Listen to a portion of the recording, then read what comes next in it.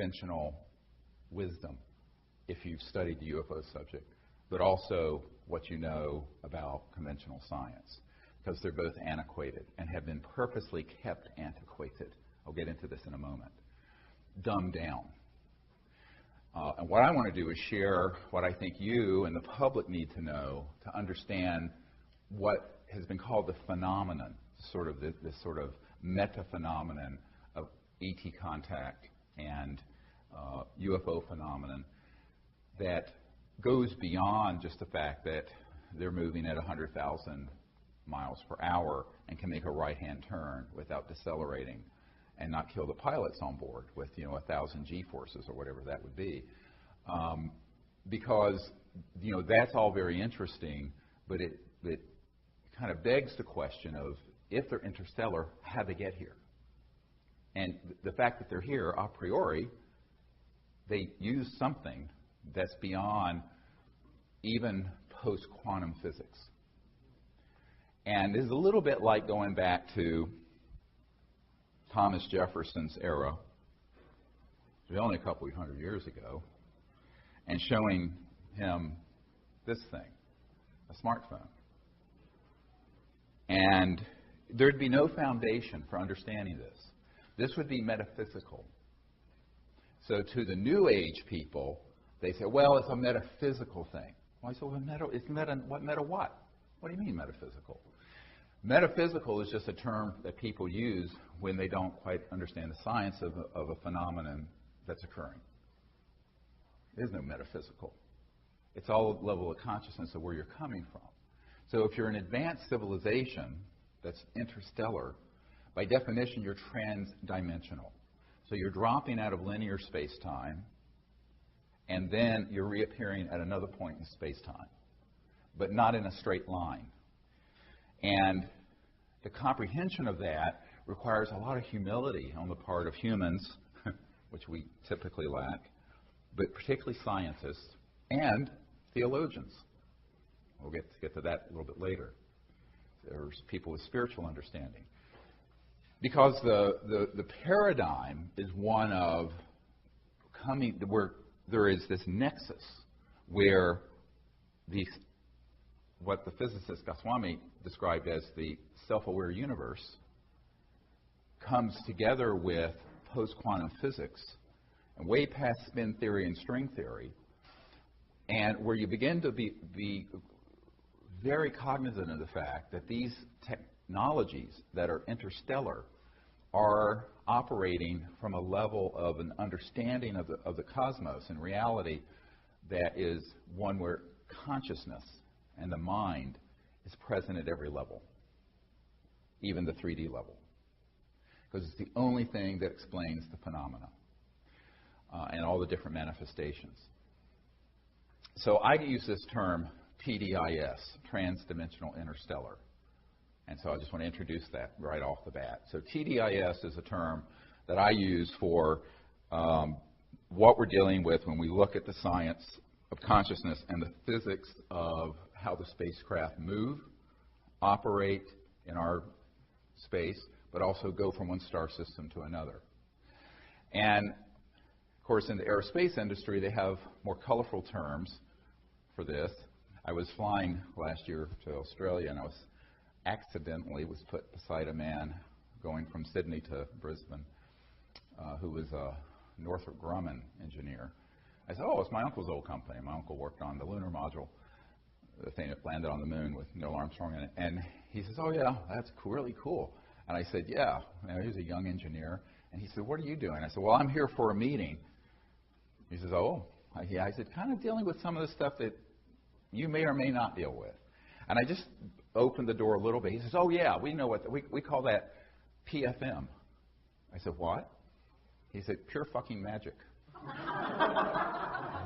And so, his words, not mine, although I did repeat them, redact. But that is why it's called PFM. But at the CIA, it's called WSFM. Have you all heard this term before? The first time I heard it, it was from the science director, a guy who's one of the top guys in the science director at CIA, who's actually been encouraged me to do what I've been doing since 1992, because he can't because they'll get assassinated. So he says, you do it. If you get assassinated, who cares? And so they use this term WSFM, sounds like a radio station. It stands for Weird Science and Frickin' Magic. And that is what they call this. In the Naval Research Lab, people call it that. Because what it deals with is a type of phenomenon that when you get into a certain level of very high voltage systems, where the voltage is at a certain frequency and resonant field. And I'm not going to bore people with the arcana of this, but let's say you have a Poynting vector, or you put an energy field with very high voltage around an object that's a couple million volts, but very, very low amperage. So there's not much power involved, but at a certain cycles per second, or hertz, resonant, and in specific resonant field, that object can be made to literally begin to resonate and then tilt out of linear space-time, and it will disappear. Now, I've been in a lab that's run near the Redstone Arsenal in Alabama, Huntsville, where this stuff has been done, and so by humans. So it's disappeared. You can't see it, and it actually has moved into another dimension. Dimension 6, 10, 12, 80, 90, whatever it is. Someone asked me, how many dimensions are there? I said, how many numbers are there between 0 and infinity? Okay, so forget about 11 dimensions, or it keeps going. So, it's like infinity goes back to infinity. We're going to get into this later. And so the science behind this has really been studied somewhat accidentally in the early days by Faraday, Maxwell, Tesla, and it was sort of an empiricist understanding. You know what empiricism is. Empiricism is basically observational, science. You observe something, it's empirical, it's tangible. Now, you may not know the theoretical behind it, and this happens in science all the time. We'll see something, and we can describe the phenomenon, and even the parameters of the science, but we won't understand really what it's doing. We still don't really understand how, from the herb foxglove, digitoxin works to increase the contractile strength of the heart muscle. But it's been used for 100 years. And it wasn't until very recently they understood how aspirin worked, which was from a bark of a tree, is where you get aspirin from. They didn't understand how that really worked. And they still don't understand all of how it works, but you can use it and empirically see how it works. But the understanding unfolds over sometimes decades, centuries, millennia. So I'm going to be talking about areas of science that is through a glass dimly, and that there are certain phenomena that we can observe, but the actual full understanding of it is probably going to be unfolding over the next 1,000, 5,000, 500,000 years, the whole next cycle we're in. So that's I want to set the stage there. And the other part of setting the stage is the humility needed to sort of approaching a subject like this. Because the biggest mistake people make is to think, we know everything. I know everything because I'm a physicist at MIT. Well, actually, not. It's like the guy who in the late 1800s declared that we could close the patent office because everything that could be invented had been. Now, this is a true story. So, there's this hubris that goes with the human condition that's rather worrisome, which has led to the foolishness that we see today called human society. But so to get past that foolish way of thinking, there has to be a very open mind and also willing to admit that we really don't understand but a tiny fraction of the cosmos around us. And the brightest and best amongst us, working their whole lifetimes, can only unfold a little bit of it. And so from that foundation of humility, then we can go and explore. And if we don't understand something, you just file it and say, well, someday we may understand this. But don't discount it. Because it's often the things that are discounted because it's not fitting into the box of the current paradigm of science or religion or thought that gets chucked out. And that's where the good stuff is. That's the really good stuff. And often people who do begin to explore those things get persecuted. Like the University of Virginia. We have our farm out near University of Virginia. And there was a medical doctor who discovered that there was a bacteria, H. pylori, that causes a lot of the really bad bleeding ulcers. And it ran against the theory that it was just too much acid. And that if you took a course of this and that medicine instead of the acid medicine or with it, it would cure them without surgery or anything. He got run out of the country, ended up in Australia. Australia was the only place he could get a job. He ended up getting the Nobel Prize. But the initial reaction of the scientific fundamentalist paradigm, the high priests of science, were to say, no, it can't be because we know everything about how this works. Well, it turns out they didn't know anything about how ulcers worked. So the same is true in physics, the same is true in materials, and the same is true in theological thought and consciousness studies. So I think that's why we have to sort of enter this whole subject with that kind of perspective. Then you can at least begin to explore with something resembling an open mind and learn something. The other thing to understand is that almost everything that I'm going to talk about today has been known in some classified project or another for a very, very long time. But in pieces, maybe not put together is the way I'm going to present it. My job is to sort of synthesize it and connect the dots, which is my job today, is really to connect all these dots for you guys. So that you leave here understanding, wow, that's why an ET craft does that, or that's why I had this experience in a contact moment, or that's what the future of energy and technology is going to be. And a deep understanding. Now, what I will try to avoid is too much technical jargon, because this is not a group of physicists, but and I'm just a country doctor from Virginia anyway, so we'll sort of avoid. That's my line when I've done things at the Pentagon. I'm just a country doctor from Virginia. But you have to, feel in your heart that the knowledge can be understood, even if it's not in all the technical aspects, the concepts. So if you get the concepts, then you can move into what I call an operational paradigm. And the operational paradigm means that you can put together the phenomenon you see and your own experience and consciousness and thought and do something with it. Which, of course, the outgrowth of that is the CE5 initiative, Close Encounters of the Fifth Kind, where humans use consciousness and thought to interface with interstellar communication systems and make contact. And that's the really exciting stuff. Let's start with some of the observed phenomenon of these ET craft.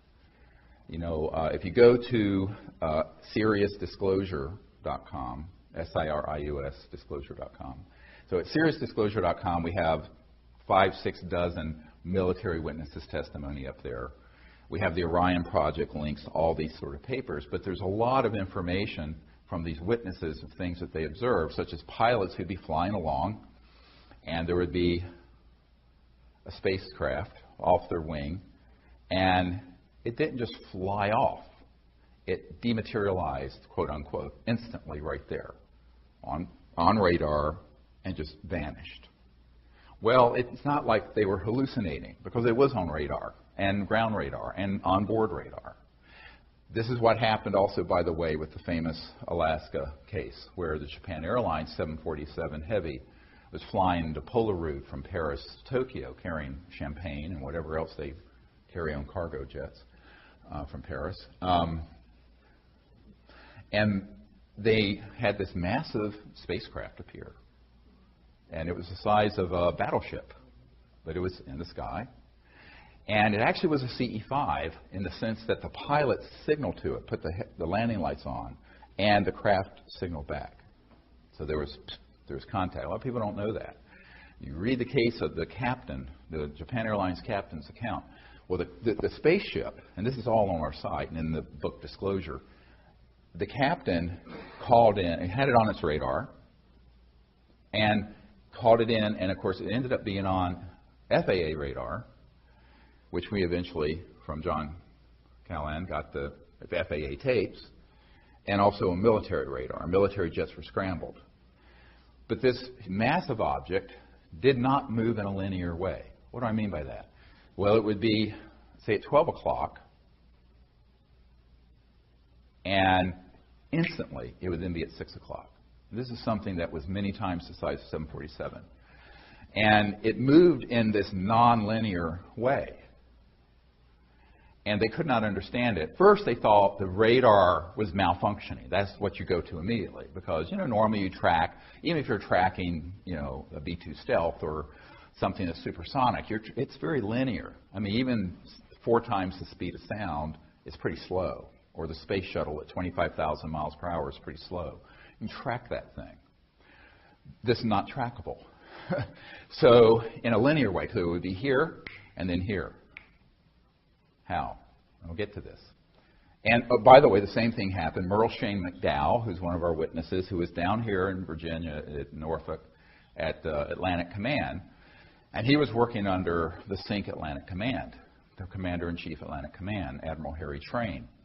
And they had a what's called full zebra alert, where basically, if you don't have a zebra stripe on your badge, you got to get out of the command center within 60 seconds or you're shot by the Marines who have the M16s there to enforce that. Now, I've been at this facility in that area, and they mean business when you're in there. And so they went to full zebra alert. The Admiral came down into his observation area in this huge facility.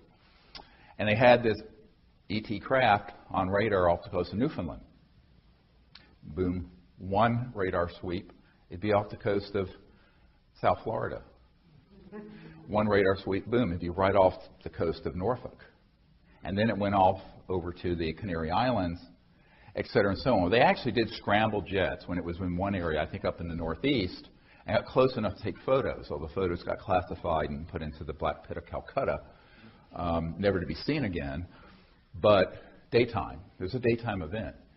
But the movement on the radar clearly showed that it was this very large, it's several hundred feet, they estimate maybe the size of a football field, circular object, and that's how it was moving. Now, this is not your granddad's Oldsmobile. Clearly not using a jet engine or a rocket or anything like that. So, people say, what are the cases where you have proof of this? I said, well, we have the observation, we have the radar tapes, we have the documents, we have, what do you want? But the what's behind the phenomenon is stop for a minute and say, how is it doing this? Well, it a little gets into what Einstein called the spooky effect. Everybody know what spooky effect is? Well, Einstein observed that a particle could be in 2 places at once. Like that. The same thing. And so he couldn't really explain it, but he just called it spooky. The spooky effect. And I guess it was spooky if you were linear in your thinking and teleologic and Einsteinian. But it's not spooky when you think about it. The whole cosmos is actually non-local because it's conscious. A few years ago, there was a journal, physics journal, that published, and it was actually on the front page of Newsweek. This was back in the late 80s, early 90s, where they did a study. And what they were doing is that they were studying photons and shooting them down an area, and there would be an aperture or window that it would go through. But what happened is that the physicists found that when they thought of where they were going to move, the photons changed course precognitively. In other words, the photons reacted with the thought and consciousness and intent of the physicists. And this was done over and over again and proven. And this was published in mainstream physics journals. But people say, oh, well, that's interesting. Well, I don't know what it means. They chucked it aside. Again, it's the cool stuff that gets chucked aside. This is in the mainstream physics journals. You look this study up. And then, of course, you have people like Dr. Bob John of Princeton, the Princeton Engineering Anomalies Research Lab, the PEER lab. And back in the 90s, he and I spoke about this. And he says, you know, what you're doing out under the stars is sort of in a clinical, experiential way what I'm proving in the lab. And that is that everything is conscious. And everything can react to thought and consciousness. And so what he did at Princeton, he was professor emeritus of engineering, and some of his work has been continued by some of his students, is that he would have like a random number generator, like a machine that just generates, zeros and ones or something like that. And they'd have someone just sit, and it wasn't like this was some psychic or, somebody, it's just ordinary people, and they would put their intention on it that it would, instead of putting out zeros, would put out more ones. And sure enough, the bell curve distribution would shift. Or the other way. But what was really cool about it, he then found that if there were two people who were really connected to each other, loved each other, where there was a heart connection, and did it together, the effect was exponential, 10 times greater. So what is that? And this is a mechanical system. It's just a thing spitting out zero in a random number generator. And this has been proven over and over and over and over and over again. Now, there's no linear contact between the person's body, the physical 3D, 4D, and the machine. It's just purely thought, intending, and yet it affects it. What does this mean? Well, it means that everything is awake.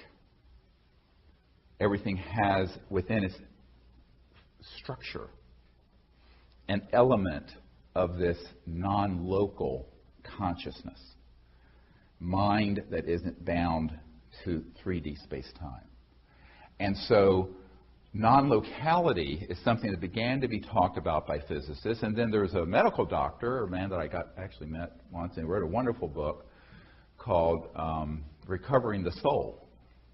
And there was all these accounts of scientists and also lay people finding that the mind and thought was always an omnipresent field and could have effects, whether it was like an intercessionary prayer for someone. One person would be in Europe, the other person in Hawaii, and they would have an effect, et cetera, and so on.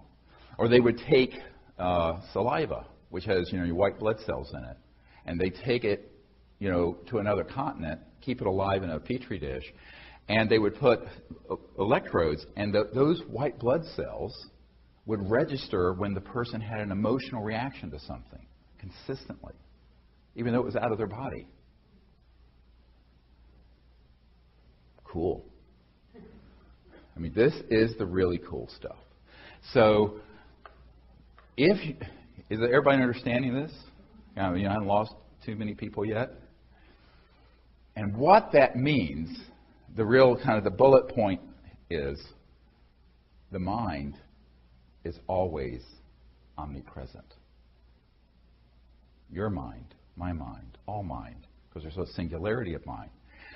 Erwin Schrödinger, the father of modern quantum mechanics, it was really particle wave theory back, I think it was 1908, said the total number of minds in the universe is one.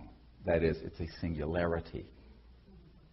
So mind stuff, or consciousness, is a singularity.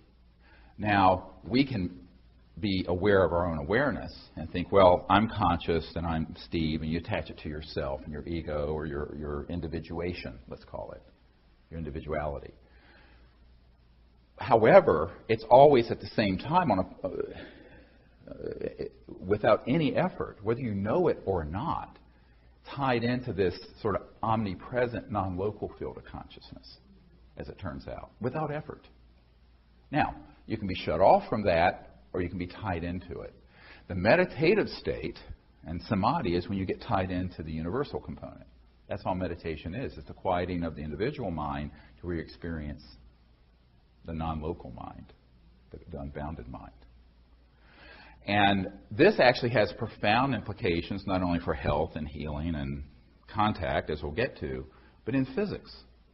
Because if you look at the cosmos, everything is in fact consciousness, phasing and resonating as a photon or star or a person or an individual or a tree.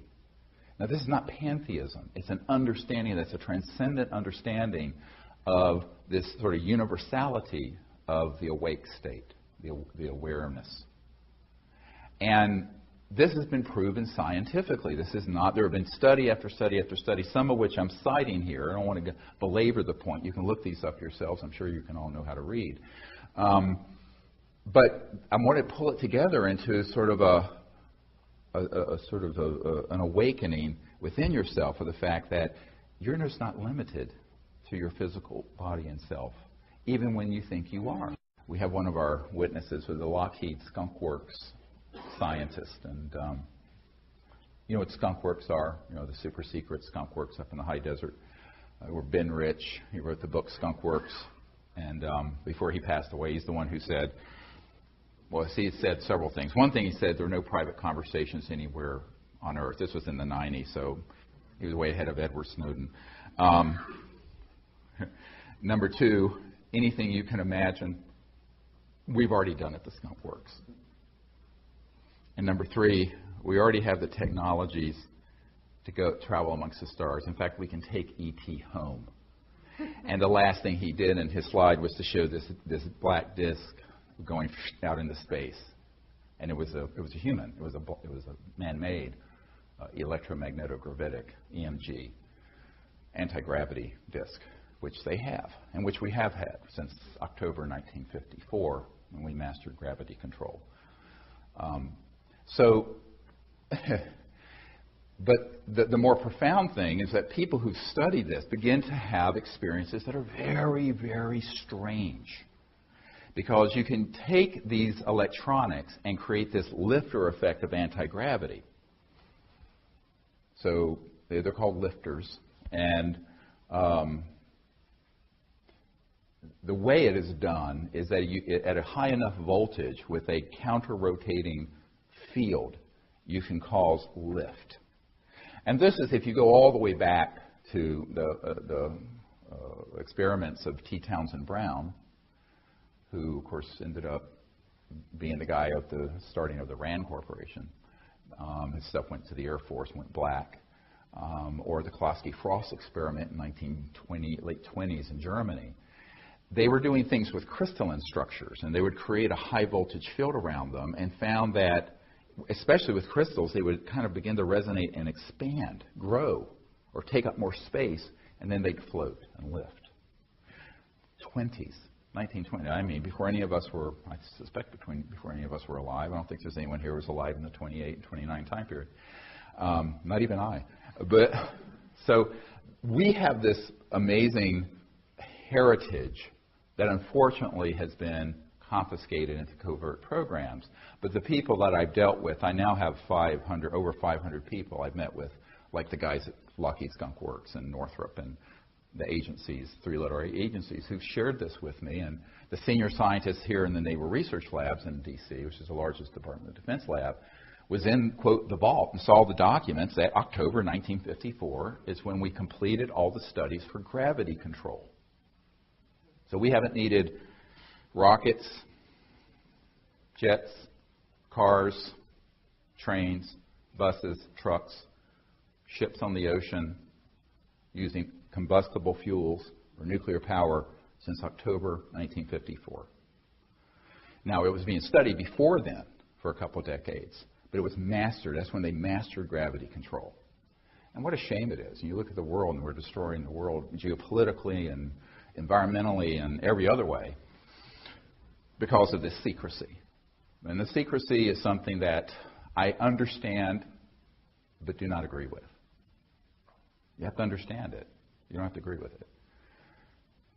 And I understand it in a compassionate way. I mean, I talked to the colonel who was in charge of future technologies for the Air Force, a euphemism for not future, things we already have.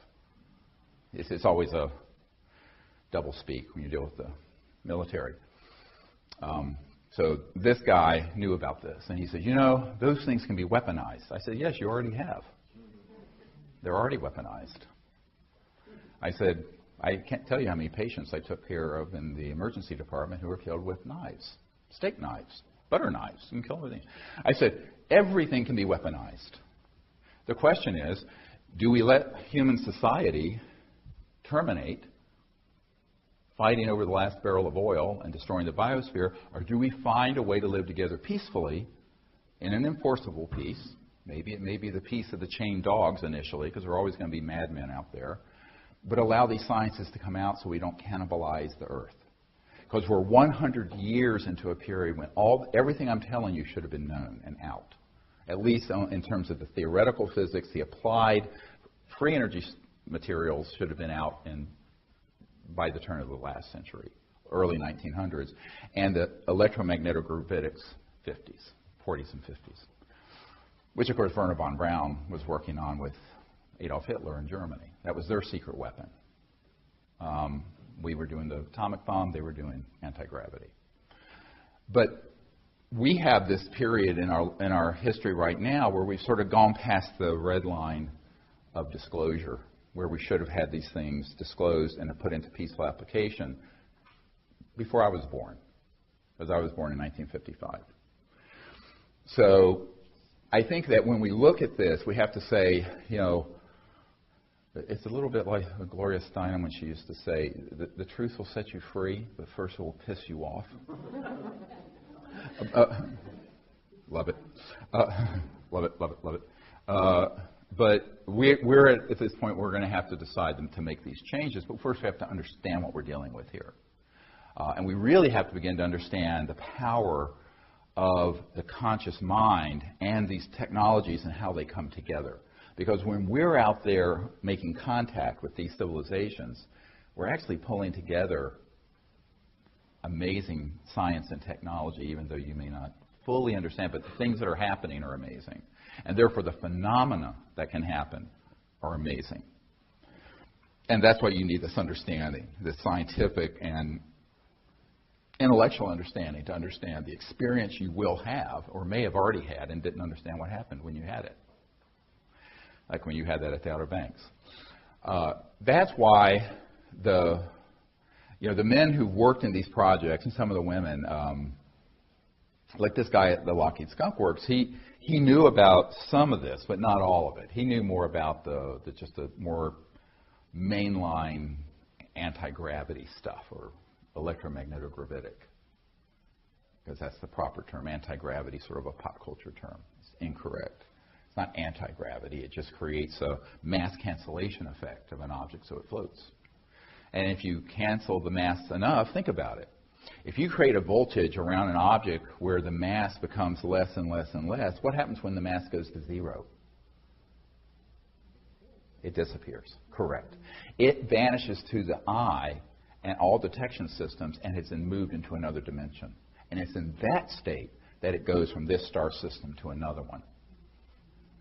Get it? Does this make sense to people? Now this is beginning to make sense. So when these pilots and people come to me with the experience, now they're going to come with an empirical observation, and they don't have the background. I will try to explain to them why that 747 and this massive craft went from here to here and looked like it vanished, or the one that's going on your wingtip was hovering there, and all your instruments were going nuts on board, and it just dematerialized and vanished. There's nothing metaphysical about it. It's an actual hard science, a very well understood hard science, but it's not something you can take at a course at MIT. So this is your MIT course. So for now, someday, this will be mainstream education. I hope soon. Maybe not soon, but the sooner the better. The kids coming along need to understand this. This particular scientist, getting back to his experience, the reason he called me up was not to tell me about the time he was operating a radar system and an ET craft came in and did all this amazing stuff, which is in the disclosure book. It was that he had an experience that he didn't understand, a personal experience. This is why a lot of these guys end up getting in touch with me. It's very funny. And I go, okay. So I'm on the phone. I think he heard me on a radio show or something, and so he says, well, Doc, I was practicing a meditation discipline back in the 60s called Rosicrucians or something like that. Yeah, the Rosicrucian. And he was trying to learn how to, what they call astrally project, where your body of light and consciousness sort of lifts up out of your physical body and flies around, like a lucid flying dream, but sort of on command instead of accidentally. And I said, oh, cool. You ever have any success with that? He says, yes. Let me tell you. And he says, but it has to do with this issue. I said, oh, really? And so he said, well, I was there and I was trying too hard. He wasn't relaxing deeply enough. And so his teacher one day said, look, you know how to do this. You just need to let go and let it happen. And I guess the right thing was said to him, so he was able to do it. So he lay down on his bed and he was doing whatever technique they use. I've never taken that course, but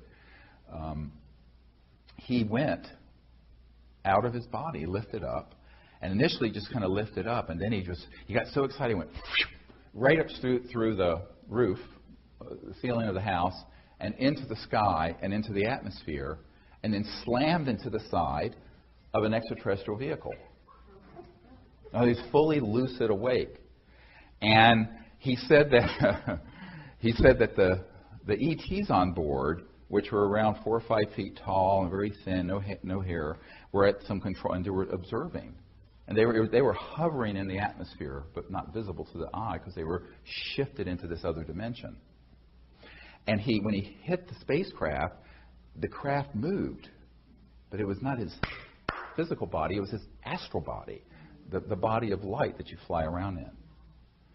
And he says, I don't understand how an interstellar vehicle, because he knew they existed, could be affected. I said, because it had shifted its resonant frequency beyond the crossing point of light, the speed of light and matter and electrons, into a dimension that closely approximates the astral body field, that energy field that the mystics called astral. And since it was of a similar density to your own, it could interface with it. The funniest part of the story, after he said, oh, I've wondered my whole life how that could have happened. He popped inside, and they looked at him like, my God, why don't you watch where you're going? You know, I thought they did. It was kind of like appalled at this interstellar faux pas. And it's like, well, you can watch where you're going. You know, how many people have had a flying dream where it's like full color and you're flying along? All right, that's your astral body. The mystics call it your astral body. But it's actually it's part and parcel woven into your physical body, but you can have experiences where it separates. And you can travel through that modality. So other places, other dimensions. And this has been done for thousands of years. There's many, many accounts in the literature about people doing this. And many people will confuse that with their actual physical body because it looks very similar in shape and size. But then within that astral body is the sort of the essence of your self, your thought essence. And then within that is pure consciousness. So if you look at it, every single individual human being has folded within them all the dimensions of the cosmos. So when people say, how do I explore and find these other dimensions? I said, they're already folded within you. They're there. It's just that you just need to have someone explain that that's what that is. So anyway, so this military, this Skunk Works guy, Lockheed Skunk Works, was very happy to finally figure out what happened. But then we had this discussion, and I said, you know, this has really profound implications for you understanding what's going on at Dreamland MOC. And you know what Dreamland MOC is?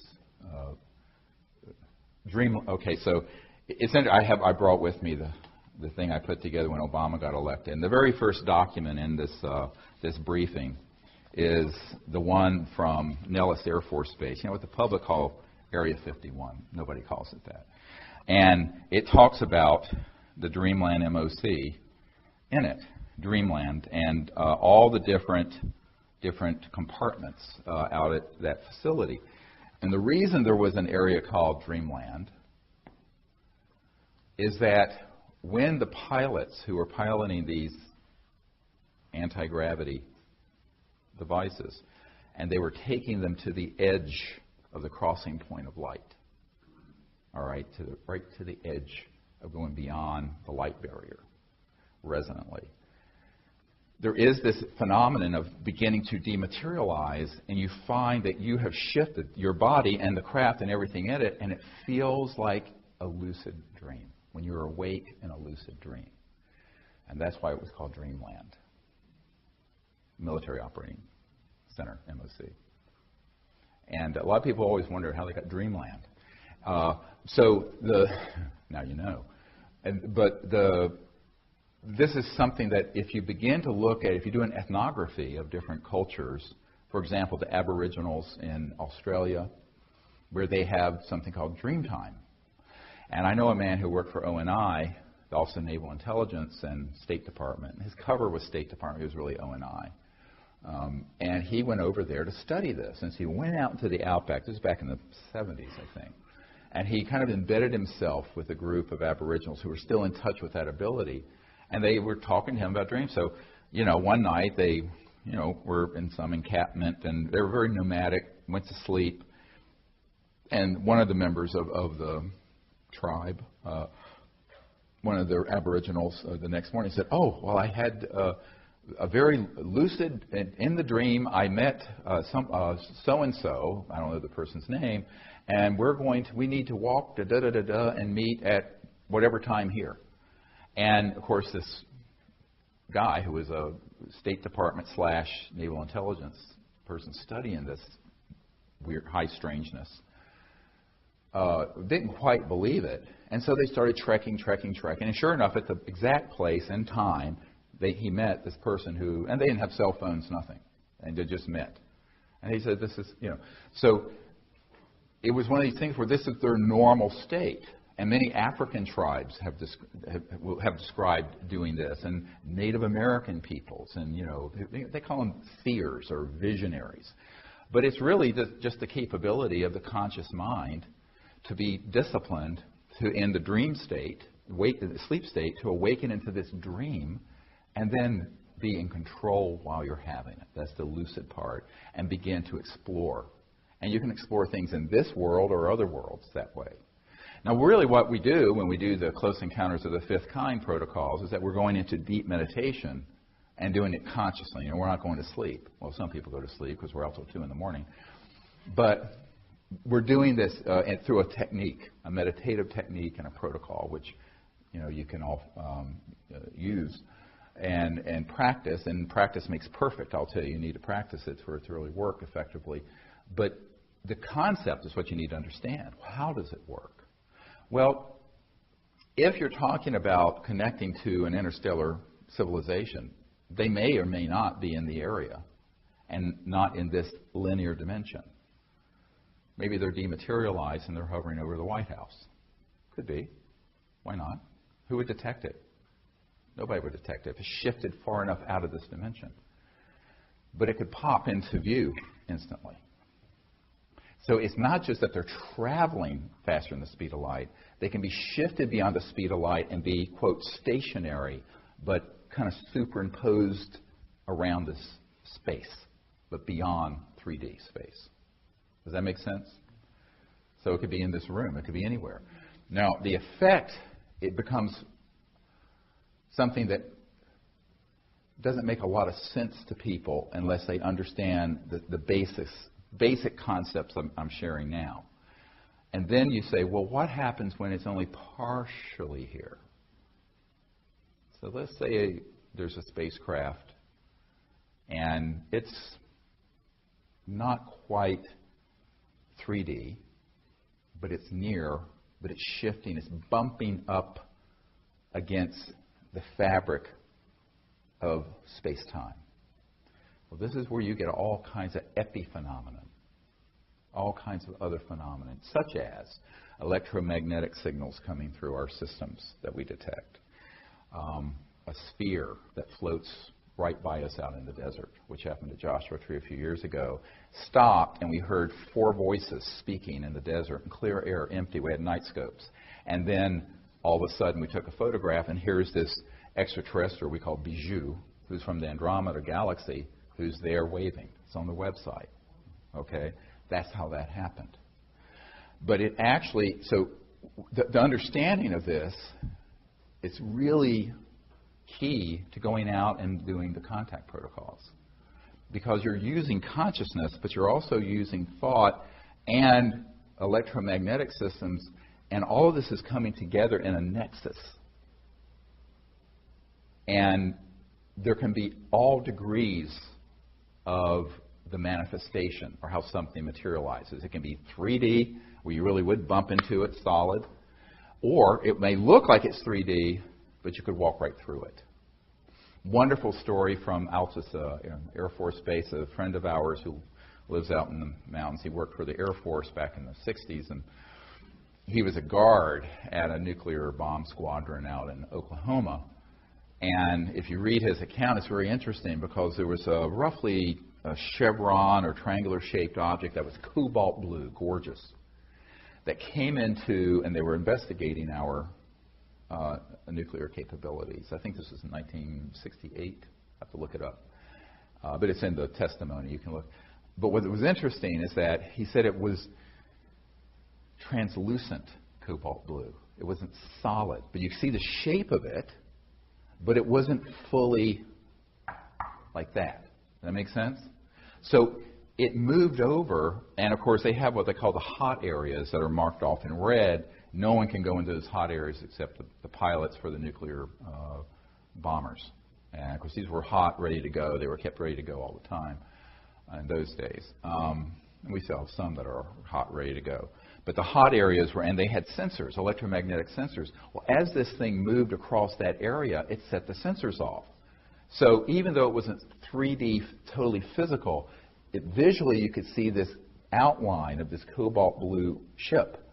And it was enough in this dimension to put off electromagnetic fields that the electronic sensors went off, which ended up being a disaster because they went to a full alert and had to scramble those jets and move them off the base, which is what happened.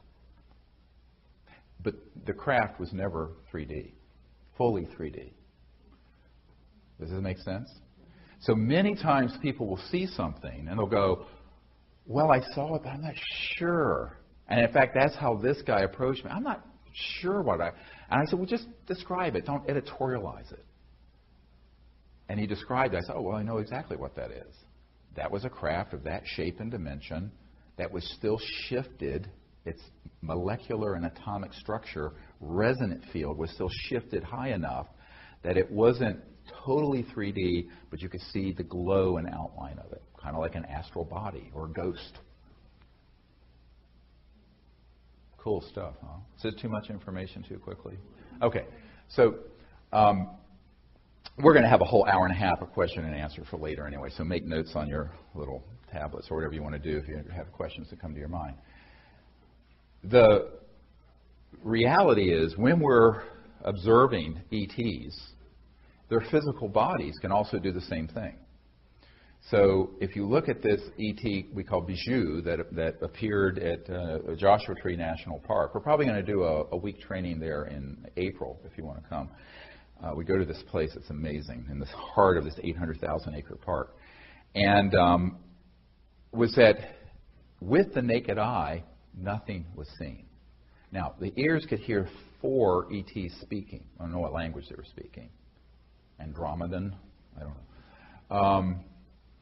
But when the person took the photo, Raven, a member of our team, took the photo, she just held her breath and had it open for 3 or 4 seconds. And here is this glowing field of energy and this being standing there, turned like this, waving at us.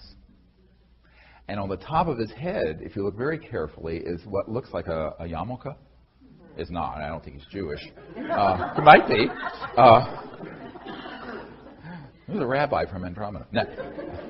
But it's this thick. It's about this. It looks about that thick, and it's a white, and it's basically a teleportation assisting device. So it holds that field. So their physical body can phase in and out of 3D or 5D, 10D, whatever, resonantly shifting. Make sense? I'm looking around to see if I've lost everyone yet. Because understanding all of this, I'm trying to give examples of things that are really big lessons to understand when you're going to go out into the stars with your team in Largo or wherever, or California, or wherever you're from.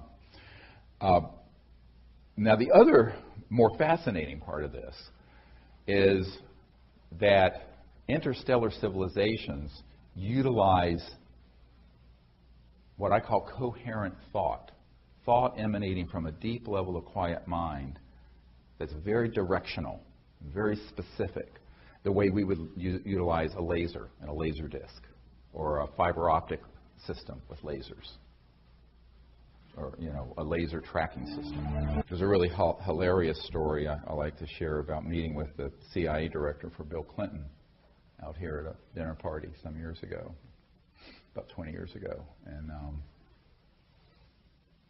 of course, the interest was policy. Why the hell aren't we why the hell isn't the president being told what's going on? Why are they lying to us? I'm the CIA director and I don't know nothing about this. And so we got through all that. And then we got into more of a relax. It was almost 3 hours we were together. My wife was with me. And the wife of the CIA director was the chief operating officer of the National Academy of Sciences over here. So she had a really scientific mind, whereas the CIA director was more policy, secrecy, policy, all that, and basically upset and mad because they had looked into the issue and knew they were being lied to, which is what, of course, the whole Clinton team knew that, and so did Jimmy Carter. Jimmy Carter famously said, "I didn't have a high enough security clearance to be told about this," even though he had had a sighting as governor of Georgia. But so she basically said, "Well, I don't understand. How could they be communicating from one star system? Let's say they're from a star system way out there, and they're trying to communicate with a craft that's here, one of these UFOs that's here. How could they possibly do that? Because the electromagnetic field is the speed of light. That's what your cell phone is.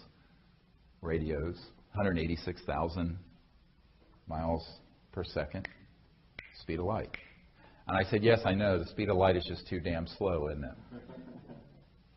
I said, "Well, they're not.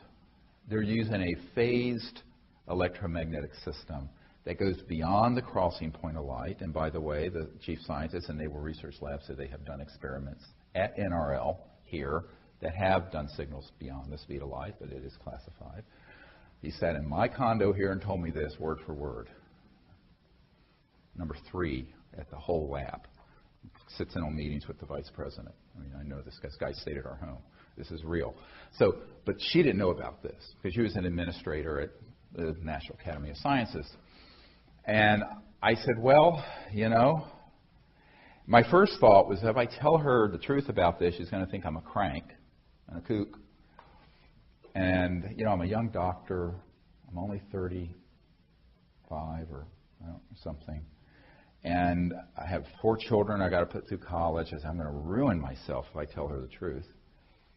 And but I thought, well, she asked me the question, and I owe her an honest answer. And so I said, "Look, you've asked, but just bear me out." I said, let's take our Milky Way galaxy. The Milky Way galaxy is 100,000 light years across. So if a beam of light went across at 186,000 miles every second, it would take 100,000 years to reach the other side. That's just our galaxy. And in our galaxy is about 100 billion star systems. Same number of star systems that there are neurons in our brain. Cool, huh? Interesting coincidence. And let's just say there's a civilization that is 1,000 light years from here. A light year is a distance. Not time measurement, a distance measurement. It's the distance light goes at 186,000 miles a second in a year. So let's say it's 1,000 light years from here, which is 1% of the way across the Milky Way galaxy, which means it's in our neighborhood, because we're not even intergalactic now.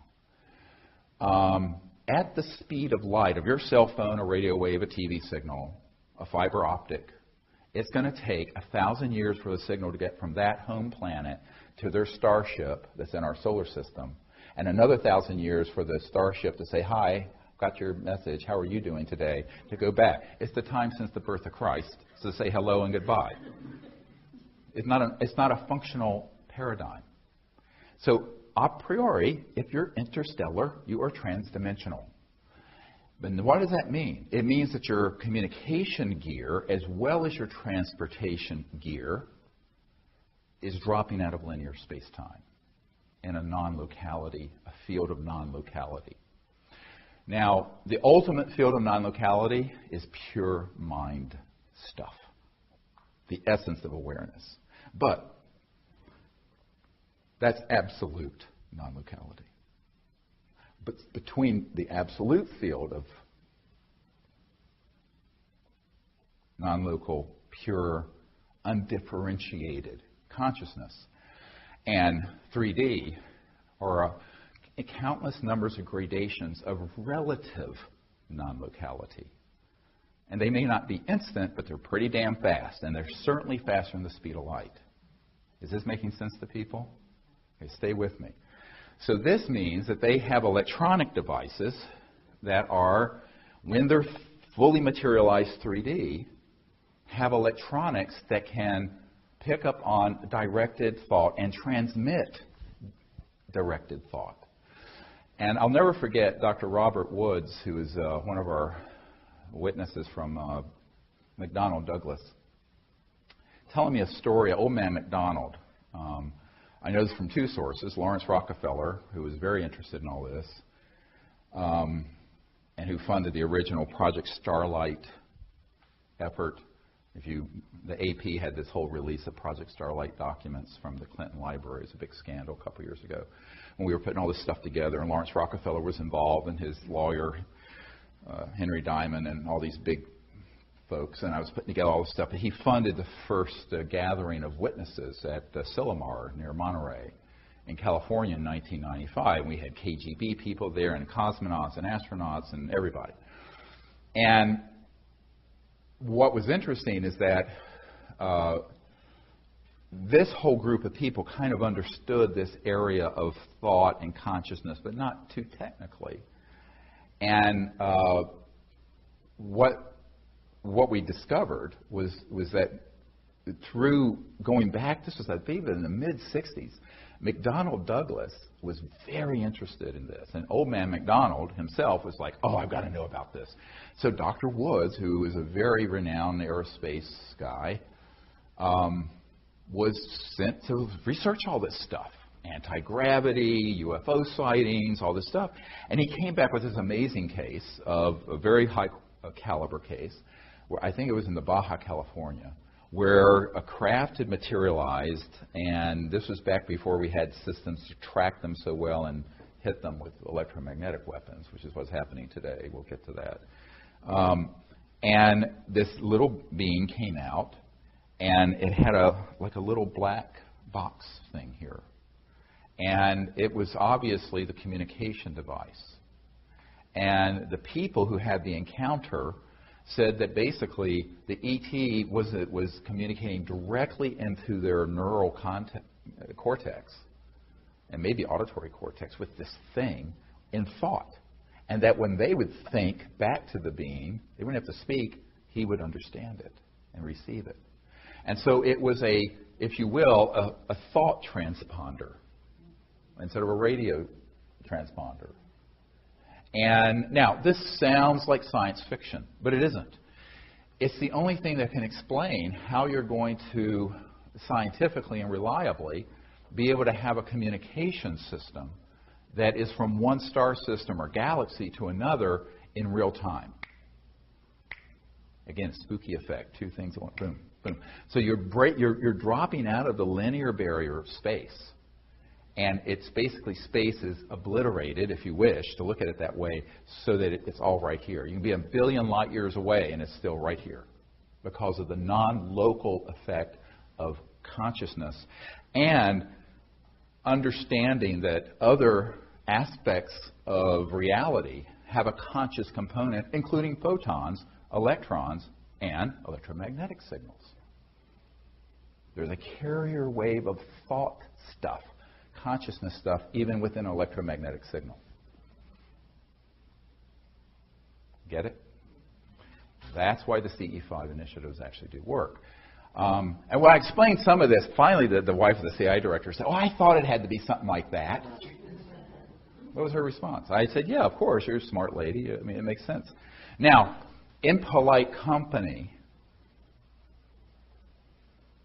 polite scientific company, one's not allowed to talk about these things because it's forbidden. This is like in my book, Hidden Truth, Forbidden Knowledge, that the film series was based on.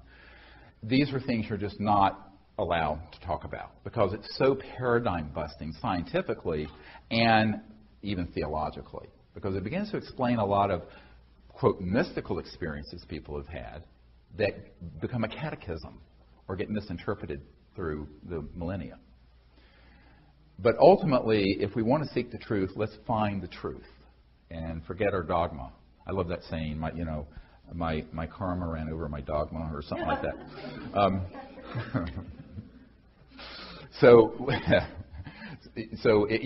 That's really, the pure-hearted pursuit of the truth, no matter where it takes you, is really, really key when you're going into these emerging sciences and areas of thought and consciousness. This then brings us to the numbers of people who have observed these kinds of phenomenon in the mainstream, where they will have an object, a sphere, appear, and then inside the sphere, floating into their house, are these little beings in the sphere, communicating in their thought. A very famous actor, who I've spent time at his home in L.A., had this happen. Didn't think any of this was true. And then, of course, he found out who I was, bought all the books, and he said, "Oh, my God, this is why this happened." Because he read the first book that I wrote, Extraterrestrial Contact, The Evidence and Implications. It came out in '99. Most people don't get to that book. It's really probably the most important one. And what was fascinating is that he said, "Now I understand it." So he contacted me, and I went to his home, and we were sitting where this happened, and then went out on his balcony, which overlooked Silver Lake Reservoir there in L.A. And he's up in the hills. And here comes this object. It comes straight down out of space, a yellow golden object, comes down, goes, and goes in front of a cloud, and then dematerializes. He goes, "Oh, did you see that?" I go, "Yeah." I said, "They know we're talking. I'm sure these are the same people who came into your house." Wonderful, lovely. So I think that a lot of people have had these experiences, but they don't have the understanding. My hope for this gathering today, but also the video that we'll put out, is that people will begin to connect these dots and make some sense of these experiences where in the early days when I started looking into this, I found there were many, many accounts where people would see a craft, or maybe it's not fully materialized, maybe it's just a sphere, and they'll think something, and it'll react to the thought.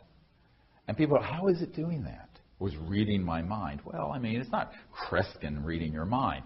There is a science of what I call coherent thought receivers and transmissions that can take place between transdimensional interstellar capable civilizations and humans. Now, we may not understand all the science, and I can't say I can go to a laboratory and build one of these things, because I can't hook up my DVD player. Emily has to do that.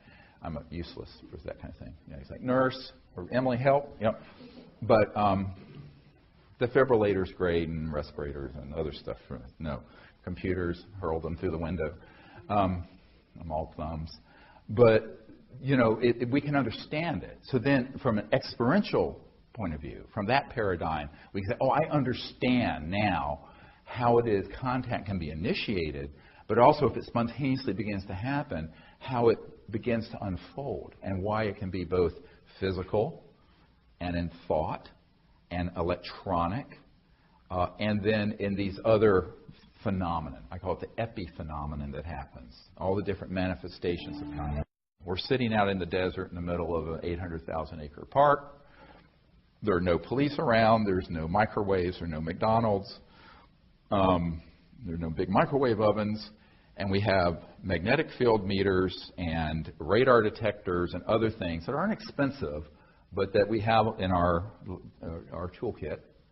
And we're sitting there, and we'll see an object. It'll look like a flash bulb going off in space. It's just an object that turns on and turns off. And sometimes it'll move and turn on and turn off. And one time we had like 15 of them that were right above us doing this that we filmed. This actor actually came out with us near Palm Springs, and we did this. And then the detectors start talking. But they're making sounds that the people, if you contact the people who manufacture at the factory, go, they don't make these sounds. And they're actually doing trans-dimensional communication through the electronics. So forget the Arecibo telescopes and the SETI project spending hundreds of millions of dollars. You can go to Radio Shack, get a radar detector, a magnetic field meter, tri-field meter, and a couple other things, put it out, sit in meditative state, and then welcome them to come, and all kinds of things can start happening. And what is it? How do you interpret that, though? It becomes very intuitive. Because, and what we have found with some of our equipment, certain things will make certain tones. Like we have one radar detector we call Walter, because a man named Walter gave it to us. And it will do a certain type of beeping. It will go beep, beep, beep 3 times, and only 3 times. Doesn't make the sound like you would with a cop car or a radar gun. Just when an object is about to appear. And then within moments there'll be a sighting of an ET object. It'll beep, beep, beep, and it means we are here. So you get into this flow, and they actually do what I call a trans-dimensional entrainment of the circuitry of your device. It gets customized after a period of weeks and months, years. And they really will communicate in ways that are quite mysterious, quite bizarre. People who come on these whole week thing expeditions with me, they go, what the hell is going on? I said, well, just listen and interpret for yourself. But there is a pattern to it that evolves. So you have objects that can materialize, objects that can be quasi-materialized, that are like the cobalt blue object at that Air Force Base. You can have spherical objects that will have the entities in them. You can have an object that appears and then dematerializes, and then all you hear is some voices speaking. You take a photograph, and there's this guy waving at you. This is why it's WSFM. Weird science and frickin' magic. And everyone is oriented towards very materialistic, linear, early 21st century manifestations, because that's what we want. And I'm saying, what a mistake. That's a huge mistake. Because what they're really wanting us to do is to understand their universe, their cosmos, and go partially into that. Because it's edifying. That's how you learn. You don't learn by having everything spoon-fed you at the level that you're already operating. Does this make sense? A hard lesson, because people are lazy. And humans tend to be kind of slovenly, mentally. It was the Yogananda that said it's the lack of spiritual adventuresomeness that keeps humanity back. So there's a sense of adventuresomeness and exploration, and these civilizations understand that we need to be kind of willing to step, while we're in this planet and in this dimension, step partially into their understanding of what it's like on their planet, where using thought to interface with an electronic device is as common a thing as we would be texting someone with our cell phones. But remember, a few hundred years ago in Salem, Massachusetts, if you had a smartphone, you'd be burned at the stake as a witch. It'd be witchcraft. It'd be magic. So that's why, if we're really looking at this, and instead of looking backward, if we want to look forward into where our civilization's headed, we need to take these lessons to heart and begin to practice it within that paradigm. And that's what we're encouraging people to do through these CE5 Close Encounters of the Fifth Kind teams. Very, very exciting, because as you begin here, we have an app that's at the app stores. It's for both iPhones and also Google, that you can get that has the whole meditation technique. It'll actually turn your phone into a magnetic field meter. It does all this stuff. It's a whole course. It's a huge file. You have to use your computer to download it. It's so big. But I encourage people to get that. We have people who've done that, gotten that, and who are in all kinds of remote areas of the world. Now that's separate from the app, the free app that lets you network with people in your area. That's the ET Contact Networking app. This is the training app. But it's only like $6.99, and it has like a zillion things in there. And I encourage people to get that, because if you can't come on a whole week expedition with me, and those are limited to 20 people, so let's face it, not many people can, but you can get that, practice it, find some people in your area, and go out and begin to do it. And when you go out and begin to practice it, then you realize, wow, this works. And we've heard from so many people go out and try it, and they go, we had an amazing object, we had amazing sighting, we had this thing come right into the field with us. And the reason it works is that it's so simple. Because the simplicity of it, even though what I'm giving you is more of a deeper theoretical and physics understanding of it, everyone's conscious, right? Well, unless you're in a coma. And everyone can think. And so if you are sentient, if you have the ability to be aware and awake, you can become aware of awareness. And in that self-aware state, you can go into the silence of deep, quiet mind. And in that state, begin to remote view and see distant places, including where the ET craft are. And they may be under the ground underneath you. They may be transposed in the air around you. They may be on the far side of Saturn. It doesn't matter where they are, because there's no limitation in space when you go into thought consciousness that goes beyond space-time. So that's where the meditative state is so key. And if you begin to understand what's there's this wonderful saying from I think it's a Sufi tradition, thinkest thyself a puny form when within thee the universe is folded. It's a rhetorical question. So we think of ourselves as just these little animals running around, but the truth is, every conscious being has the ability to be aware of the awareness itself, and from that point, explore anywhere and travel anywhere, see any place. And, human history is replete with people who've had these experiences, many times quite spontaneously. I think almost everyone has had. How many people here have had a precognitive or an intuitive experience of something that then happened in their life at some point? Yeah, I met my wife that way, in a lucid dream. And I think that what you find, it really did. But what you find is that this is something that is innate to every human being. It's not like you have to be, this guy I knew for years, Ingo Swann. You know who Ingo Swann is? Very famous remote viewer. Did a lot of stuff for the intelligence community. Lived to regret it. But I was at his home up in New York some years ago, and just a wonderful man, brilliant. And, he did a lot of work with SRI, Stanford Research International, and DARPA, and Army Intelligence and CIA.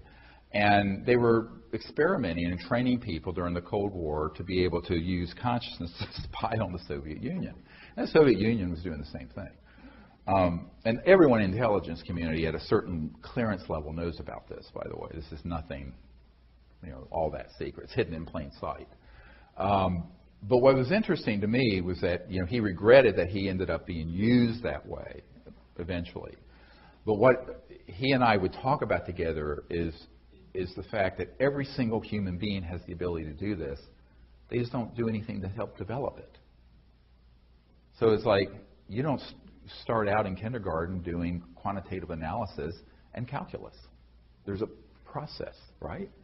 It's the same thing with these capabilities. I bench press 410 pounds. But you don't start out that way. You rip your, pectoralis muscles in half. So so everything is an iterative learning, developing process of skill and knowledge and experience that builds on itself over time. Most people just never take the time to sit down 2-3 times a day, go into a quiet meditative state, and then practice the ability to intend to know. And I call it the intend to know because it's not brute will. It's quietly going into consciousness and then saying, I want to know this, or I want to see this place. And let it open very subtly. It's a very subtle,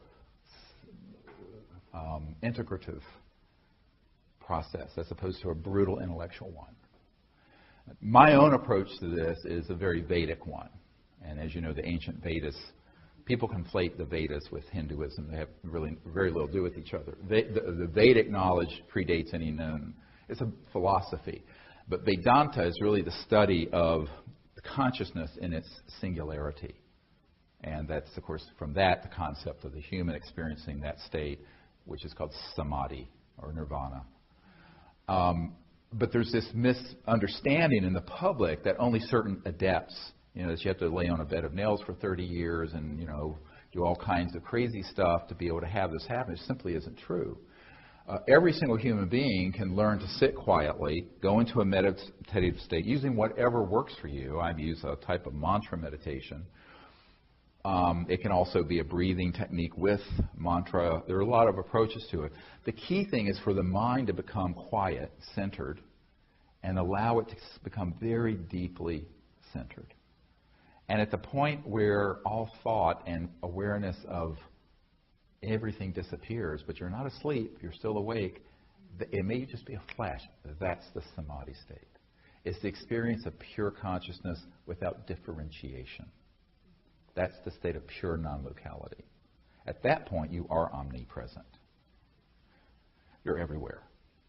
And it is at that point that if you begin to practice and experience that, you can stay very steady state in your awareness and then intend, while still being very quiet, to see or know something that's remote, like where a starship is, or what's going on at home in your kitchen. In my misspent youth, instead of doing drugs and chasing skirts, I was spending 8 hours a day meditating, doing Vedanta, when I was in my late teens and early 20s. And I had some experiences that taught me that this was really easy to do, because I just said, I want to learn how to do this. And I notwithstanding the fact I was raised a very devout atheist. I mean, the catechisms of atheism. Didn't fit in the test tube, didn't exist, end of discussion. But at the most, agnosticism. But after my near-death experience, when I was 17, I had an experience of that state of mind. It was beautiful. It was this supernal state. I'll never forget it. And I said, well, I really want to learn how to arrive at that state of deep peace and quiet and oneness, if you want to call it that, a sort of universal oneness, without having to die or have something terrible happen to me, which is what happened, and then have a near-death experience. So I did. So I learned meditation, and it was very comical because here I am. It was on my 18th birthday. And I only tell this story not in any self-aggrandizing way, but just to give you a sort of a sense of how people entrain themselves to make things difficult when they shouldn't. So I didn't know that it was supposed to be so easy. I didn't know that it was supposed to be so hard. So I accepted it was natural and easy. So my teacher did the whole thing, and he initiated me, and I sat down, and I immediately went into this deep, deep, deep meditation, and I transcended into samadhi. And afterwards, he was looking at me sort of appalled. He says, you transcended, didn't you? I said, isn't that what we were supposed to do? And I didn't know that I was supposed to make this big gashrai about it, and make this big deal and have to waste 30 years doing something that you can do in 30 minutes. So that's another lesson. You need to sort of affirm to yourself, A, this can be done, and B, you can do it. If you think you can't do it, you won't. But if you say, of course, I'm awake now, why can't I close my eyes, or even with my eyes open eventually, be able to be in touch with the mind that is this omnipresent field? what Ernst Schrödinger said, the total number of minds in the universe is one. It's a singularity. So if you affirm to yourself you can do it, you will be able to do it. If you sit there with the little gremlin on your ego shoulder saying, I can't do it, I won't do it, I'm not Ingo Swann, I'm not the, blah, blah, blah, poor me, well, you're not. It's like, a doctor trying to put a chest tube in. If I have to put a chest tube in here because he's just been run over by a Mack truck and he's got a hemothorax, and I'm going, I can't do this. Well, I'm not going to do it. I'm going to lacerate all the nerves in his whatever before I get into where I need to be. So there's a certain amount where you have to give yourself a break and say, I can do this because I'm awake.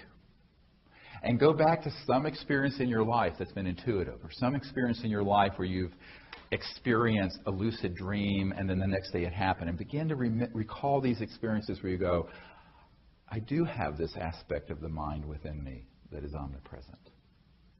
And I can go to that place and use it for good and to see things in real time that are going on now at distant places, but also I can see things into the future, or if I need to, into the past. Why? Because consciousness transcends not only linearity of space, it transcends the flow of time. And that solves the mystery of the precognitive lucid dream. Now, I'm a quarter Cherokee. My grandmother was Cherokee Indian. And their tradition is a big tradition of lucid precognitive dreaming, like at the Hopi, which I just learned actually were the people who, the Anasazi who disappeared, became the Hopi. And they would have these experiences of precognitively seeing the future in the dream state and in vision quests. And what you find is that that's something you can do also. Most of the very important close encounters of the fifth kind, where we were going to set out on an expedition to a foreign country or someplace, a week before it would happen. Sometimes more than one of the people I was going to travel with would have a dream of an event that would happen and where the place looked like, even though it was a place we'd never been. And it would be crystal clear. It may just be a flash. It may just be an instantaneous flash. It may be in that hypnagogic state, the state in between waking and dreaming. That's a great time to practice this once you learn the science of consciousness, which I'm introducing you to here very quickly. So I went from aircraft sightings to this stuff. But this is what's really exciting. And at that point, you go, wow, I can be in that relaxed state, going in and out of meditation, but also in and out of sleep, and see a distant place, but also perhaps see a point in the future. Caveat. Anything that's in the future can only be a probable future. If it's in the past, it's kind of in chrysalid. It's there. It's in the Akashic record. It's there. If it's in the future, it's subject to change depending on what everyone, including yourself, thinks and does. And this is why when people say, on December blah blah of this year, X, Y, and Z is going to happen, I immediately know they're a charlatan. Because if they get that fixed in their predictions about soothsaying into the future, they don't understand the nature of reality and that it's this organic, evolving phenomenon that is subject to the thoughts and the actions of even those who have heard your prediction, including yourself. It's sort of like the Heisenberg, and it's sort of a psychic Heisenberg principle. But so that is something you have to understand, that it may be 95% likely, 80% likely, 99.9% likely, but not 100% if it's off the now. Now, if it's in now in real time and you become accurate, boom, it's there now. Be here now. Or if it's in the past. But when we're doing CE5 contact work, normally we do preparation before we go out. So I encourage people to practice this precognitive capability before we go out that night, for example. And I encourage people on their teams to do it. And then, but when you're there in real time, you're observing with your conscious mind and inviting these civilizations to come visit in real time, if they can, and if it's safe and everything, if it's an appropriate group. And we always do this within the context of not dolphins at SeaWorld jumping through hoops for us and entertaining us. We do it within the context of genuinely wanting to be ambassadors or emissaries from Earth and humanity to these civilizations without prejudice. So it's sort of a global diplomatic corps of interstellar travelers. That's what we're developing, who understand to get out of the sort of the orthodoxy and catechisms of conventional ufology, 99% of which is rubbish, and to step into being in a higher state of consciousness, making contact with these civilizations without fear and without prejudice about who they are and where they've come from, or even perhaps what they've done in the past, because the past cannot... Let's look at it this way. No matter how you view these civilizations, the future is always different from the past. And we create the future now. Just remember that. Very important. I mean, a generation ago, they were dropping atomic bombs on Japan and blowing up every city in Germany. Now they're our closest allies. So humans need to learn to get out of the us versus them xenophobia. They're this sort of the negative end of atavistic proclivities, returning to this sort of primitive monkey troop fighting, murderous, rampaging monkey routine, because we can't afford that. Not with nuclear weapons, and not with weapons that have been developed from studying extraterrestrial technologies, which are 1,000,000 times more powerful than a hydrogen bomb, which we have already. Scalar electromagnetic weapons. So that means that there need to be a core of us who are willing to put ourselves out there to be sincerely, with a pure heart and without fear or prejudice, ambassadors to these civilizations, because they are out there. And you know what? They're waiting. These civilizations, I think they've been less than pleased with, so far, the response on balance that humans have had towards them. Because it's either been denial or fear or xenophobia or frank hostility. I mean, the Roswell event was actually an electromagnetic system going off that caused these two craft to hit each other and collide and crash. But a lot of people don't know that. It's an FBI document that pretty much states that it was a new radar dome. Well, the radar dome had some sort of Tesla coil type electromagnetic, circa 1947 electromagnetic pulse. And these two craft that were seeing what we were doing at the 509th Bomb Squadron, which was the only nuclear bomb squadron, atomic bomb squadron in the world at the time, they weren't nuclear bombs and they were atomic. You know the difference, atomic, nuclear? Atomic is fission, nuclear is fusion. Anyway, but it was an atomic bomb squadron, the only one, and they turned this thing on, boom, and these two craft that were going along, one sort of exploded right there northwest of Roswell. The other one descended and kind of cracked in half or broke up near Socorro. And that's where they got the ET that was alive out of it, what they called the EB. So there are two ships. But unfortunately, that was a terrible event. It was a violent event.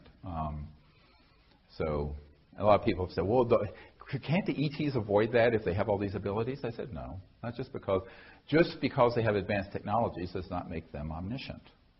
So here's another mistake everyone makes. They conflate advanced civilization or more advanced civilization with being godlike. Don't make that mistake. They're just people like us, but very, very advanced. Now, they may have IQs of 450, so I'm a moron by comparison. But, which I will admit, I am a moron by comparison with some of these civilizations, but or an imbecile. A primate. But nevertheless, it doesn't mean that they become infallible. You know, I think infallibility rests with divinity and the unbounded being, and that's it. Anything this side of it is subject to failure and error, even the archangels. So you just keep that in mind as you look at this. There's not infallibility assigned just because it's very, very advanced. It kind of reminds me of, everyone know what the cargo cults were of World War II? Great story, because this is a great example of the mistake humans make. So in World War II, we were flying, these propeller planes and landing them on islands in the Pacific. And we landed on some islands where there were native peoples who had never seen Western civilization. or an airplane.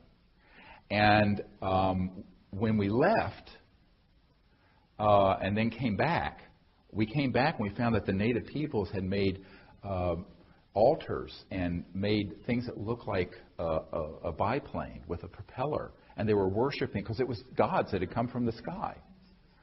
And it had become, it's like the movie The Gods Must Be Crazy. You know, the guy throws a Coke bottle out the window and the people start fighting over this. So we need to take a step back and say, okay, these are a very advanced civilization. Some of them may be, I think are, 10 to the 7th years, millions of years more developed than we are. And all of them are thousands of years. Many of them are hundreds of thousands to millions of years more developed, socially, spiritually, technologically, than Homo sapiens are. But nevertheless, they're still people. Now, there are people that are very, very advanced. And there are people, some of them are so advanced that they could be mistaken as gods in sort of ancient archaeology and the ancient astronaut sort of concepts. And of course, this makes total sense. I mean, if you have something that appears like that can appear, dematerialize, rematerialize, go straight through objects, it would look like something metaphysical and spiritual. And so there is the beginning of the conflation of very advanced civilizations and technologies with the mythology that becomes sort of a catechism and misunderstanding. So we need to be careful not to make that mistake. We need to say, oh, okay, childhood's end, let's understand this, and approach these civilizations as really advanced civilizations, but because we are conscious and can become in this state of universal consciousness, in that sense, equal. Totally 100% equal, even though we haven't developed all the fine points of functioning yet. I mean, we're more dysfunctional than functional, I think you all agree, as a species. But, you know, we can evolve to a higher level of function through conscious development and evolution. And these civilizations understand that. I think, of course, the big concern of the last 75 years has been, we start detonating nuclear bombs and hydrogen bombs in the atmosphere and doing things to destroy the biosphere, the oceans. You begin to see, as one British intelligence guy told me, it's like we kicked a hornet's nest because a red flag went up over the planet after we started detonating atomic weapons that, wow, these people have kind of gotten off the reservation are an existential threat to themselves and potentially others. So that's a perspective I want to bring for just a minute. In the heart of compassion of the Buddha, as it were, is how might humans be viewed? Okay, in the last 100 years, we've killed around 200 million people in warfare and continue to do so. I lived in the Middle East for 3 years, saw plenty of stuff. And that doesn't count just murders, or good old-fashioned homicides. I mean, organized murder, which is warfare. 200 million. Well, that's the population of many of these planets that we've just wiped out in a couple generations through fighting over what? An economic system, a religious system, of this system, of that system. So, but then you combine that, so it's no longer with swords and maces and even muskets. It's with thermonuclear weapons.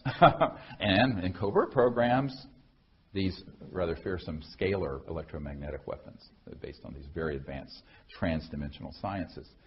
So I think that the civilizations are correct to have some deep concern, and I think they need also to have people scattered around the world, everywhere, who understand these issues and will go out calmly, but with a depth of understanding and a depth of experience, and attempt to make contact that's peaceful and mutually beneficial, which is the whole gist of the CE5 initiative, the Close Encounters of the Fifth Kind initiative. And a close encounter of the fifth kind is simply when humans say, I'm going to make contact as a diplomat and initiate it and allow it to continue, however way it flows. And it may be in this dimension, or it may be transdimensional. It may be in thought. It may be in part in this dimension and part in another. And sometimes it all comes together in one night and all those phenomena happen at once.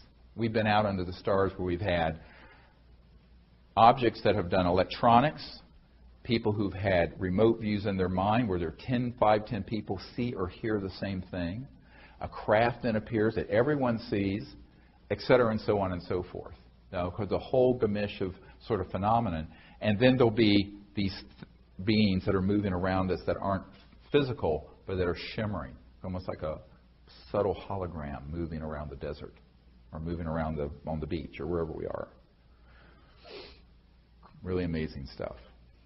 And what I found is that people have expectations that are based on, let's go to Starbucks and have, a croissant and a latte. No. There's other ways that they communicate. And a lot of it is because that's edifying. That's instructive. It opens up another dimension and aspect. And part of it is just practicality. If you're in what's called a hostile theater of operations, using military speak, which would be called Earth, that has space-based weapon systems that are all out there already deployed since 1965. I know guys who designed them. That when these objects fully materialize, will target them with an electromagnetic scalar weapon that goes faster than the speed of light. Believe me, they're not going to. It's not the 50s and 60s anymore where they just would materialize and land everywhere. Now they do sometimes, but it's risky. So we have to operate with that understanding also. So there's another understanding I want to bring to this that people do not like hearing, but I'm an emergency doctor. You come into my ER with a headache and I find a brain tumor, I'm not going to tell you got a migraine. I'm going to say you got a brain tumor. So here's the deal. We've developed systems that, unfortunately, are approaching parity transdimensionally with what some of these civilizations have in terms of technology, which means that we are a threat. And also means that, now, not that the intelligence community can't be everywhere at all places at all times, believe me. Unfortunately, when I'm around doing something like this, in all likelihood, it is monitored. But you guys, this is why my whole idea is to squeeze the tube of toothpaste and get it out. And then I become redundant and unnecessary. If I drop dead, it doesn't matter. Because you guys can do it, and they cannot keep track of thousands, with tens of thousands of people now who understand or attempting to do this. So I think that's the power of the people coming together and decentralizing this operation. And by decentralizing it, it's like decentralizing it away from me and the center of my operation. Because they cannot keep track of all that. So don't make the boogeyman in the intelligence community more powerful than they are. It's a little bit like the Wizard of Oz. The man behind, who's the man behind the curtain, pulling all the levers, scaling the bejeebies out of everyone. Now, I'm not saying they're a total paper tiger, but at the same time, they're not omniscient or omnipresent, which means that you guys can do this and have some amazing success with contact separate from me being around. My purpose is just to teach and to let people understand how this happens and then go do it yourself. The medical model is see one, do one, teach one.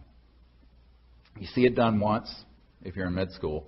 You see it done once, and then you do it. And the next time you're teaching someone to do it. Boom, boom, boom. So that's the model. And it works, because that's how it propagates. Knowledge propagates very quickly that way. And if you take that to heart, you'll find that you begin to learn these abilities in meditation, and the techniques of the CE5 protocols.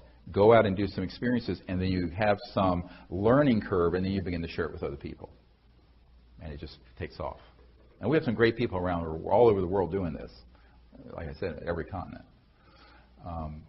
So that's what I want to encourage people to do and empower you to do it. The other thing I want to share in this sort of introductory, these first couple hours, is the understanding of the mind and all the different ways that our experience can relate to ET manifestations.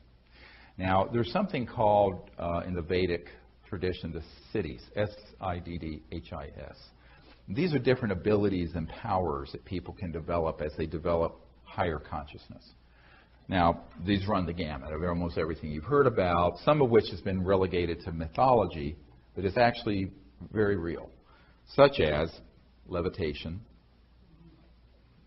dematerialization, materialization, changes in your body density to move through solid objects, precognition, we've talked about, teleportation, telepathy, materialization of objects, etc., and so on and so forth. Now, those are all things that actually humans can do. Those are advanced applications of higher states of consciousness. But understand that there's a scientific correlation to every conscious city. So whatever that you can imagine that any enlightened master has done can be routinized or made routine through a scientific method, even when it up to and including levels of the astral, you may call celestial, conscious cosmos, and do it scientifically. I always tell people that a really hilarious story of this captain of a Navy contract vessel that was in the South Pacific in '63. Jacques Vallée had the story, but he didn't have the source. It was a third-hand story for him, where we were testing I think they were the Atlas intercontinental ballistic missiles. We were firing them downstream in the South Atlantic, and this captain who contacted me was on a ship that was retrieving them after a test fire. Now, these were not hot. They didn't have nuclear weapons on them. They were trying to get the missile to be accurate. But the missiles kept missing their mark, and they knew there was some kind of a subtle electromagnetic thing happening. And there was always an ET craft around. And they got these on radar. So one night, his radar guy, they had a new, I think it was RCA radar system, and it was sweeping around, and they picked up a craft. And so the captain was called, came up, they got it. He called the command center, and they got it on radar. Unfortunately, they then hit it with some kind of electronic weapon or something. And the thing blew up. There was an explosion in the sky, and it fell straight down into the water, this UFO. And the next morning, his ship was vectored into the point of impact. And they couldn't find the ship, but there was about a 6-foot square pod that had ejected, that had 4 of the ET beings in it. And this guy was a salt-of-the-earth Navy guy. And he said, well, they were handsome little men, but they had their skin was the color of a Sicilian. I never forget him saying that. Sicilian. Okay. And bronze-colored, no hair, no pinna, which is the pinna is the flap, the monkey ears we have. They just have openings, fine lips, a sort of small nose. And just like the man that contacted me from Skunk Works at Lockheed about the astral projection experience, this person contacted me to find out something that had bugged him. It stuck in his mind and bothered him for 40 years. And I said, well, what is it? He says, well, we got him out of this thing, this pod. They were ordered to put him in the ship's freezer till a nuclear submarine came along and took them, and they were all threatened with death if they talked about this. He says these little men were in sort of these metallicized fabric. It was almost metal, soft metal-like fabric, one-piece suits. I said, yeah, like a onesie. But they didn't have any buttons or zippers. And he said, how could they have gotten in them? And I said, this is why you're calling me? And it was. This was exactly why he was calling me. And I said, well, I don't know if you're going to like my answer. And he said, well, tell me. I know those damn things, you could have to cut them off, but we couldn't even cut them. I said, well, the way that suit is made, they just stand into an energy field that has a resonant, and it materializes around them. Like 3D printing, but like a 3D zip. So there are no, and it comes off the same way. It dematerializes off and materializes on. But I said, did you notice anything about this thing that they were in that was floating? And he said, yeah, it had no pieces. I said the same thing. So I call this sort of a infra-ultrasonic manufacturing, where if you imagine going beyond the speed of light, speed of electrons, beyond the zero-point energy field, and creating sort of a architectural blueprint of a spacecraft that's in that dimension, like an astral, like your astral body, and have that resonate, and it comes into this dimension in toto. So it recruits the atoms, the molecules, the structures, not by digging them up and smelting them and banging them and doing rivets like we do on an airplane, but and that's, I call this extraterrestrial manufacturing 101 that I'm sharing with you. So that's why these spacecraft, the guys who I know who've gone to ones that have retrieved them, they're seamless.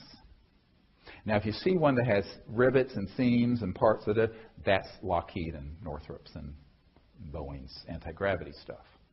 But these, the ET ones, are completely seamless, and the light coming from them is so amazing, it's so pure, you never quite forget it, because the light is coming from a source and materials that aren't manufacturable. You couldn't even manufacture something that pure in space.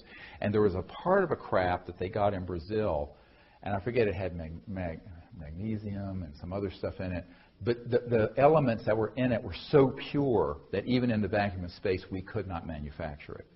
And no one understood how they could be doing this. I said, because they're not going to some asteroid or planet and digging up stuff out of the earth and smelting it and melting it and then putting it together. They're creating a field, and it resonates and then comes in from that transdimensional, virtual, near astral, I call it, the near astral. And it then pops as a totality into 3D. Make sense? Which, if you study the literature of the craft that have been retrieved and even the clothing on these beings, they're consistently the same report. Now, why is that important? Because it means that when you're out under the stars and you see something, and if it seems just, it's too beautiful to be real, it looks like a jewel. We were once in Colorado, and there was an object, it looked like it was a crystalline jewel in the sky. And it was there for a number of minutes, and you couldn't even, it was painful. It was so beautiful.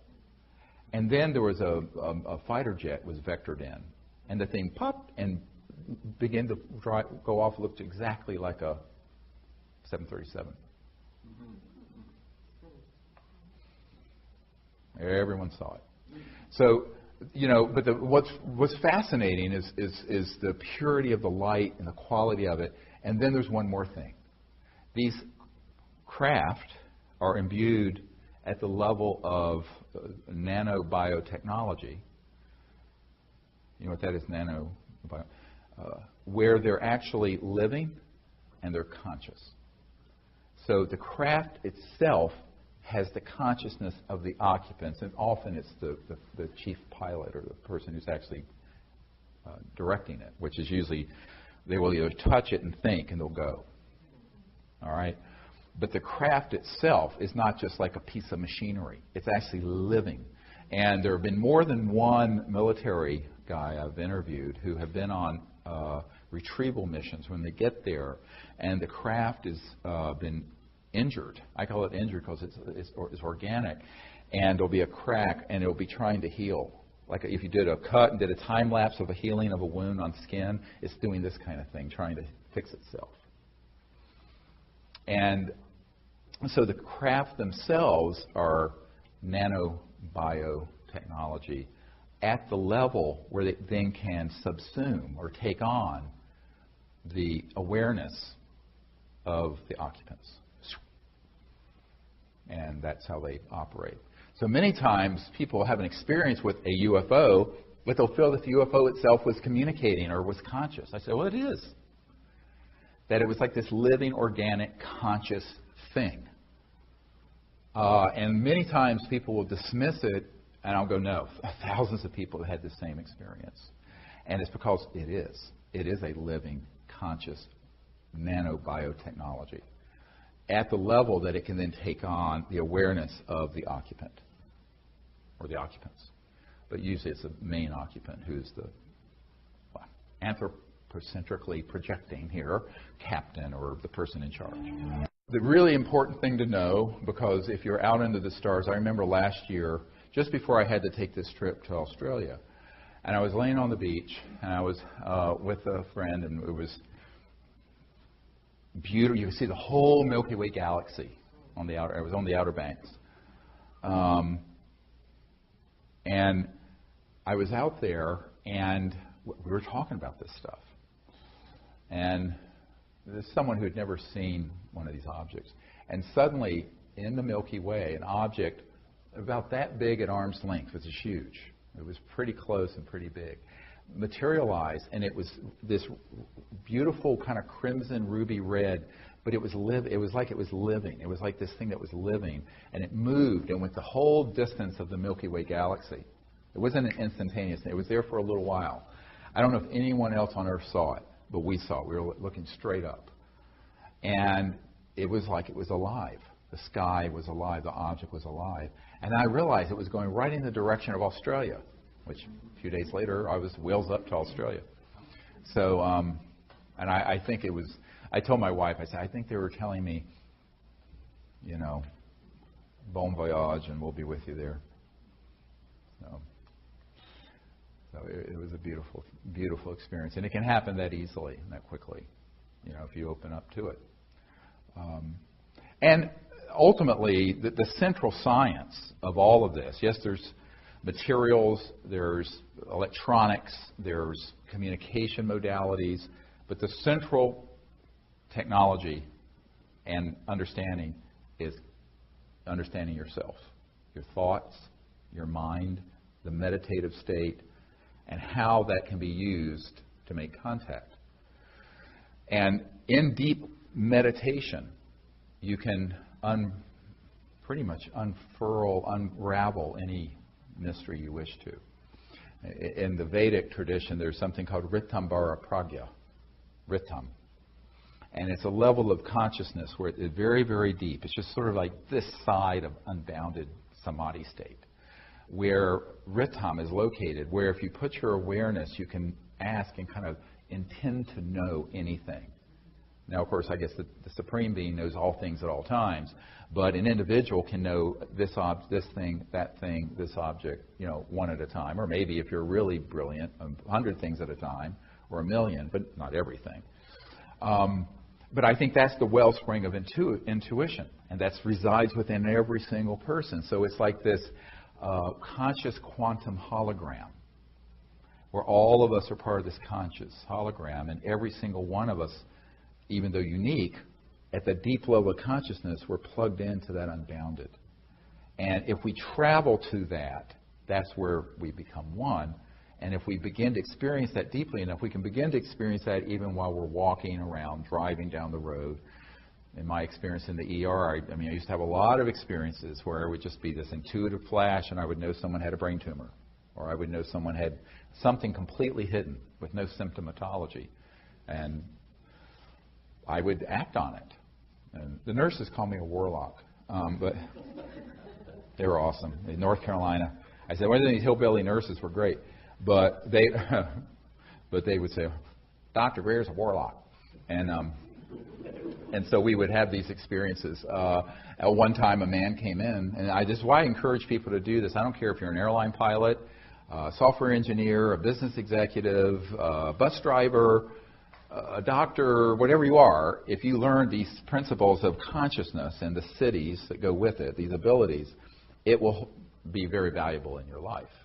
And there was this man that came in, and he was a 26-year-old guy with a couple kids, and he had the flu. It seemed like the flu was flu season. And then I looked at him, and I looked and I thought, God, he's got a big brain tumor.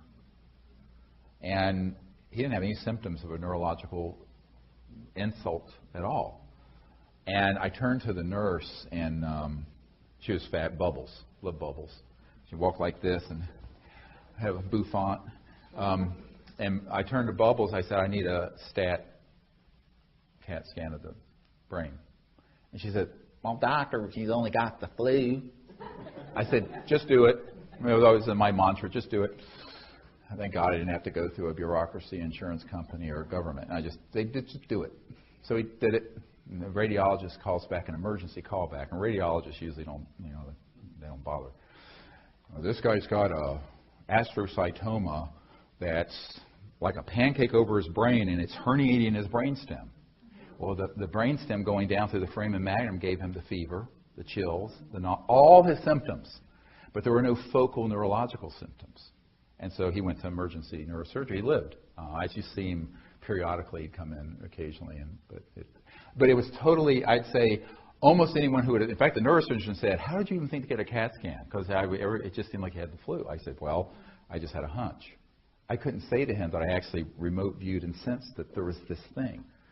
But it's like, how golden retrievers have been trained to find melanomas and stuff. It's like humans, we have this ability, whether you're a scientist or a doctor or a pilot or whatever you are, and we've shut ourselves off from our birthright of being conscious, enlightened beings. And it's so easy to get back to that. You sit quietly, do nothing, do a meditative process, and confirm that you can do these things. And it will. It'll just unfold. And it's not like every single day is like that, but it happens enough that life becomes wonderful, magical. And I would really encourage people to do that. And when you're doing this contact work with ETs, it means that you can do this under the stars with 3 or 4 or 5 people that you're close to. Remember what Dr. John found at Princeton. If someone is in a state of unified awareness and are bonded and they are intending with thought, it has an exponentially greater effect than one person by themselves. And so that's the power of a group of people doing this, so long as they're harmonious and not fighting like a bunch of wildcats. And there's coherence in the group. So if you can create coherence in a group, it's incredibly powerful because it's orders of magnitude. It's an exponential increase in the power of the thought, the consciousness, and the effect to make contact. And somehow, some way, these civilizations will respond. So when you were talking about the suppression of this knowledge, I guess my question to you is, do you subscribe to any kind of idea like Illuminati, curtailing this, and does any type of negative kind of ET presence fit into that model, where it's kind of been keeping it like a prison planet type of idea? Well, the question is in terms of the information being kept secret, is there some Illuminati-type entity or perhaps even ET presence keeping it secret? I doubt it in the way that it's the mythology, the internet mythology would say it is. I think it has more to do with the fact that there are, let's say, called cartels, interest groups that are also competing interest groups, human, not ET, that don't want certain aspects of this out.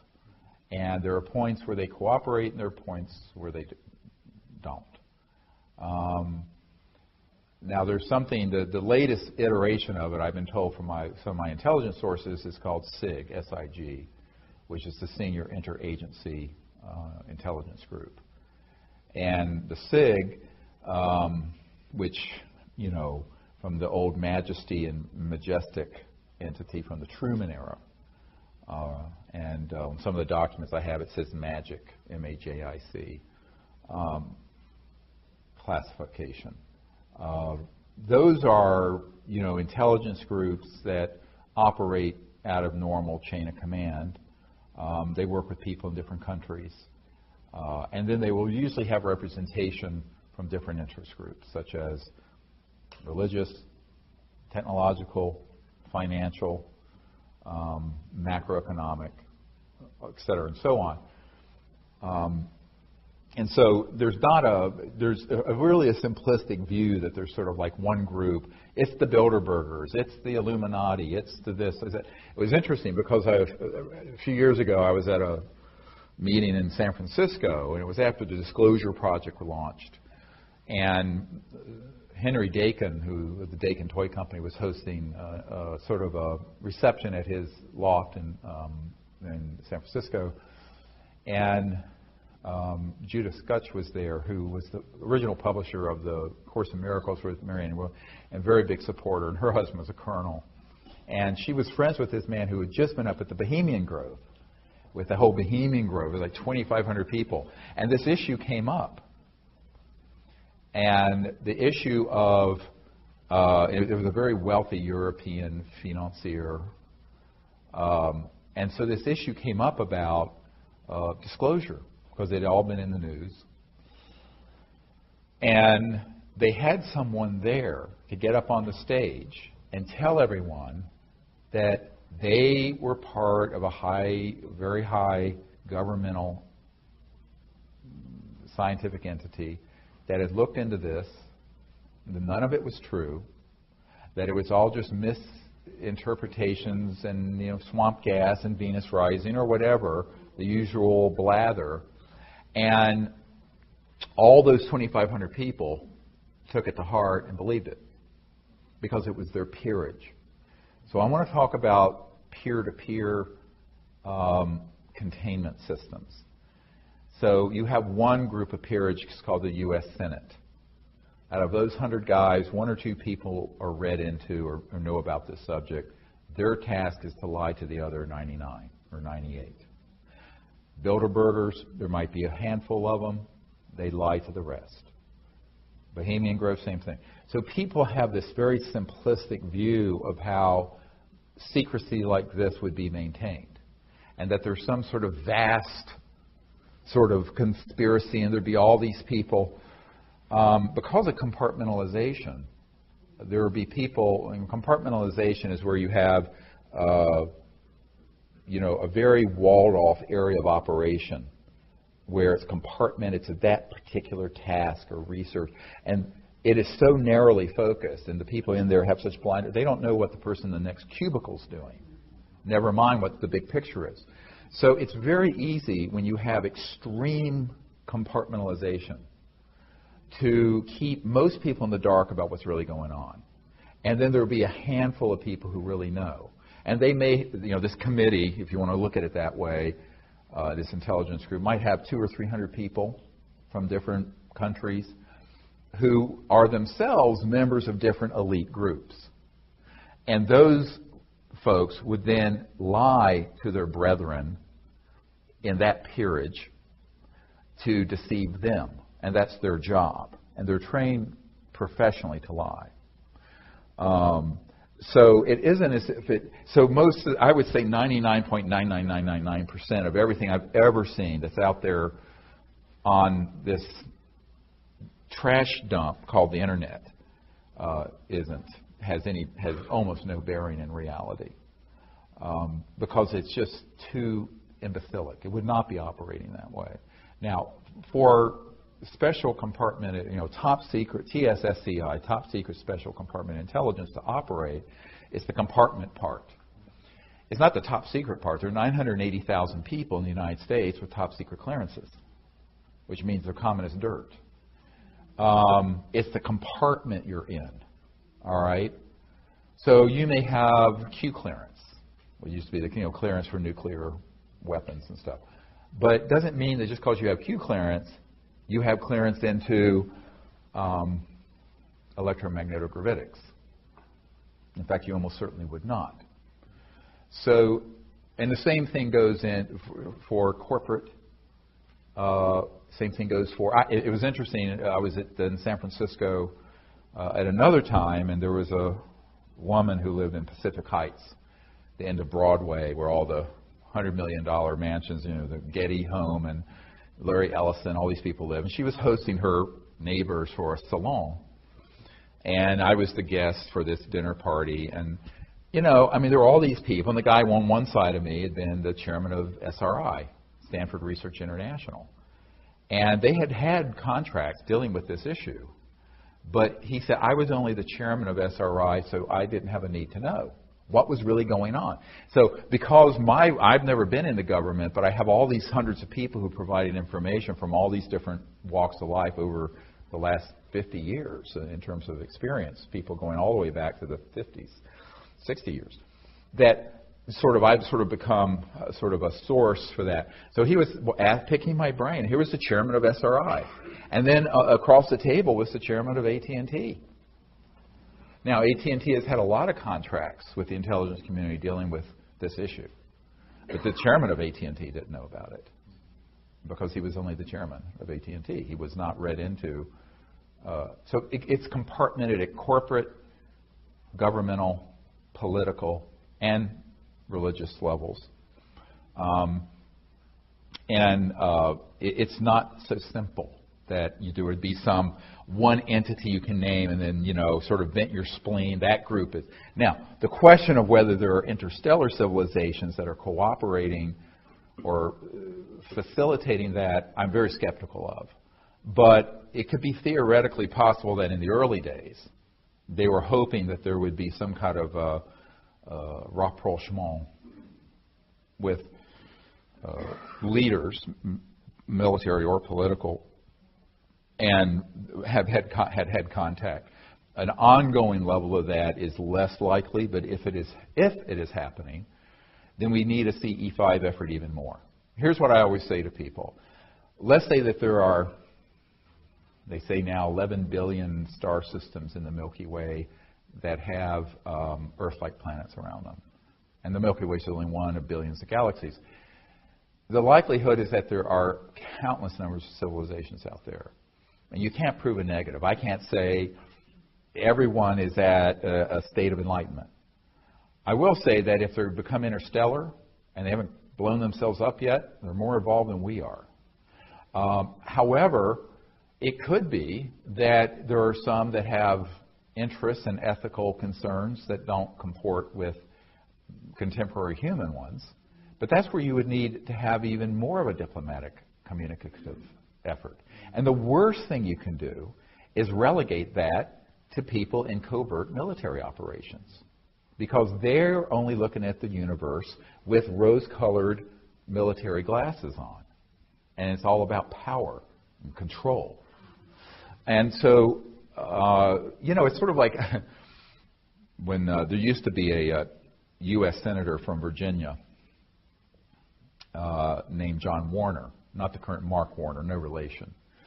And he had been chairman of Armed Services and Intel, various things. And I knew he was involved with Majesty and Magic. And he had been one of the secretaries of the Navy way back, I believe, or undersecretary of the Navy. And one of his, a member of my team who had dated him for a while, went out at his place in Virginia and met with him and brought this whole issue up. And he basically listened to her and said nothing, stone-faced. And where she left off the previous conversation to that exact word, he picked it up and continued. And just that issue was just sequestered out. He would not acknowledge it at all. And one of my military advisors had the same experience with Admiral Harry Train, who did the exact same thing when it was brought up, though, except he also said, I am profoundly disinterested in discussing this issue with you, and dropped it. Okay, and that was the same admiral who was at Atlantic Command when we went to full code zebra because of these craft off the coast of the eastern coast of the United States. So I think that they're very, very disciplined about that. And I've met with a number of these sort of characters. And yet you have other people like Senator Claiborne Pell, who the Pell Grants, anyone who was really poor like I was who got a Pell Grant to go to college. I was at a dinner party with him. In fact, my wife and I were there and for Noetic Sciences Institute. And after the dinner party, we went out on the patio of this beautiful home in San Rafael near George Lucas's place, right next to Skywalker Ranch. And we were there, and Senator Pell and I were talking, he just sort of epitomized noblesse oblige and was this wonderful guy, very, very genuine, crossed the aisle, tried to do great things for the country, patrician, very great. And we were talking, and and he turned to me. He says, "Well, Dr. Greer, would you come and brief my staff on this?" And I said, "Well, sure, anytime you want me to." He says, "Because we've asked about this, and no one's ever told us anything." And he'd been on every committee. And I was looking at him, and I looked up at the stars, and I looked at him, and I said, "You've been deprived of dealing with the ultimate foreign relations issue, and you're the chairman of the Foreign Relations Committee." And I pointed to the stars above my head, and he looked at me through those horn-rimmed glasses and blinked. He says, "Well, Dr. Greer, I'm afraid you might be right." I said, "Well, I am." And it was really a poignant, but really, in a sense, funny but sad moment. That here's this guy, had been in Congress or the Senate since the 50s, then been denied any information on this, who would have been a great interstellar diplomat. And instead, the wise, the enlightened, the peace-loving people who should have been handling this got shoved to the side, relegated to the scrap heap of history. And the warmongers and the control freaks and the misanthropic money whores, I have a few other adjectives I'll leave off, kind of took it over, which is what happened. As Eisenhower famously said, "Beware the military-industrial complex." He was specifically talking about the fact he lost control over this and other issues in 1956 when Nelson Rockefeller, the Rockefeller Commission, Lawrence's brother, Nelson Rockefeller reorganized the Department of Defense and CIA under the Rockefeller Commission in 1956. So no president since 1956 has had, even if they've known about the issue, they have not had operational control over these projects. So it's been an unconstitutional, off the rails for the last almost 60 years. I know that Maharishi University in Fairfield, Iowa, and the David Lynch Foundation put a lot into promoting TM with students and veterans and all kinds of the whole walls. Might they be interested in the CE5 protocols, do you think? Oh yeah, a lot of people in the meditation movements, TM and otherwise, are. And in fact, I've been invited out there. I've never had the time to go, but a lot of people who do meditation and study the physics behind mind, body, and also the science of consciousness fields are very interested in this. What, if anything, they have done with it or would want to do with it, I don't know. It may be a bridge too far because, there's sort of a nexus of disinformation and automatic kook factor that gets associated with anything UFO and ET. And that's been done since the 1950s by the CIA, and it's been very effective. So a lot of people don't want to lose their respectability by touching the UFO issue. That's just true. I mean, it's a psychological warfare is the term used in the CIA document I have from 1953, where they specifically talked about the psychological warfare value of the subject, but also how it could be basically neutralized. And even up to the point of enlisting very renowned scientists on the payroll of the agency, Dr. Donald Menzel, who was this renowned astrophysicist at Harvard. I have a document where it names him, and it says it cannot be known that he's working with us on this because then it would lose all credibility. But he was the person who, back in that era, 56, would stand up and debunk all this. And then there was a Professor Condon of the Condon Committee at University of Colorado that was in charge of the Project Blue Book, the Condon Commission, to look into whether Project Blue Book at the Air Force should be continued or shut down. And so he was the chairman of the committee. It was called the Condon Committee, C-O-N-D-O-N. And Professor Condon worked with Dr. Robert Woods, who I mentioned is one of our disclosure witnesses from McDonnell Douglas. And when Dr. Woods kept bringing really hard data cases, Dr. Condon went to the head of McDonnell Douglas, old man McDonald himself, and tried to get Dr. Woods fired. I have all this on videotape, by the way. And eventually, you know, and of course, Dr. Woods was just so shocked that this man who was supposed to be an independent professor looking into this was so biased. After I met with the CIA director in the 90s, I got a tranche of documents that named Dr. Condon as an asset of the CIA. And it's in black and white. So it's very, very well done from the point of, if you want to be Machiavellian and just twisted. But it is well done, and for the right amount of money or threats or inducements, they can get the cooperation of certain people who have sterling reputations and who can then ridicule or take the subject down. So the problem usually is that by the time I emerged on the scene in the 90s, the CIA already had a 40-year run on top of me of disinformation, ridiculing the subject, being sure that things were covered in the National Enquirer, catapulting to the forefront of the field charlatans and cranks and all kinds of misinformation and disinformation and lunatic conspiracy theories. And so the problem is, it's not like you're climbing Mount Everest not from base camp, but from 20,000 leagues under the sea up to the top of Mount Everest.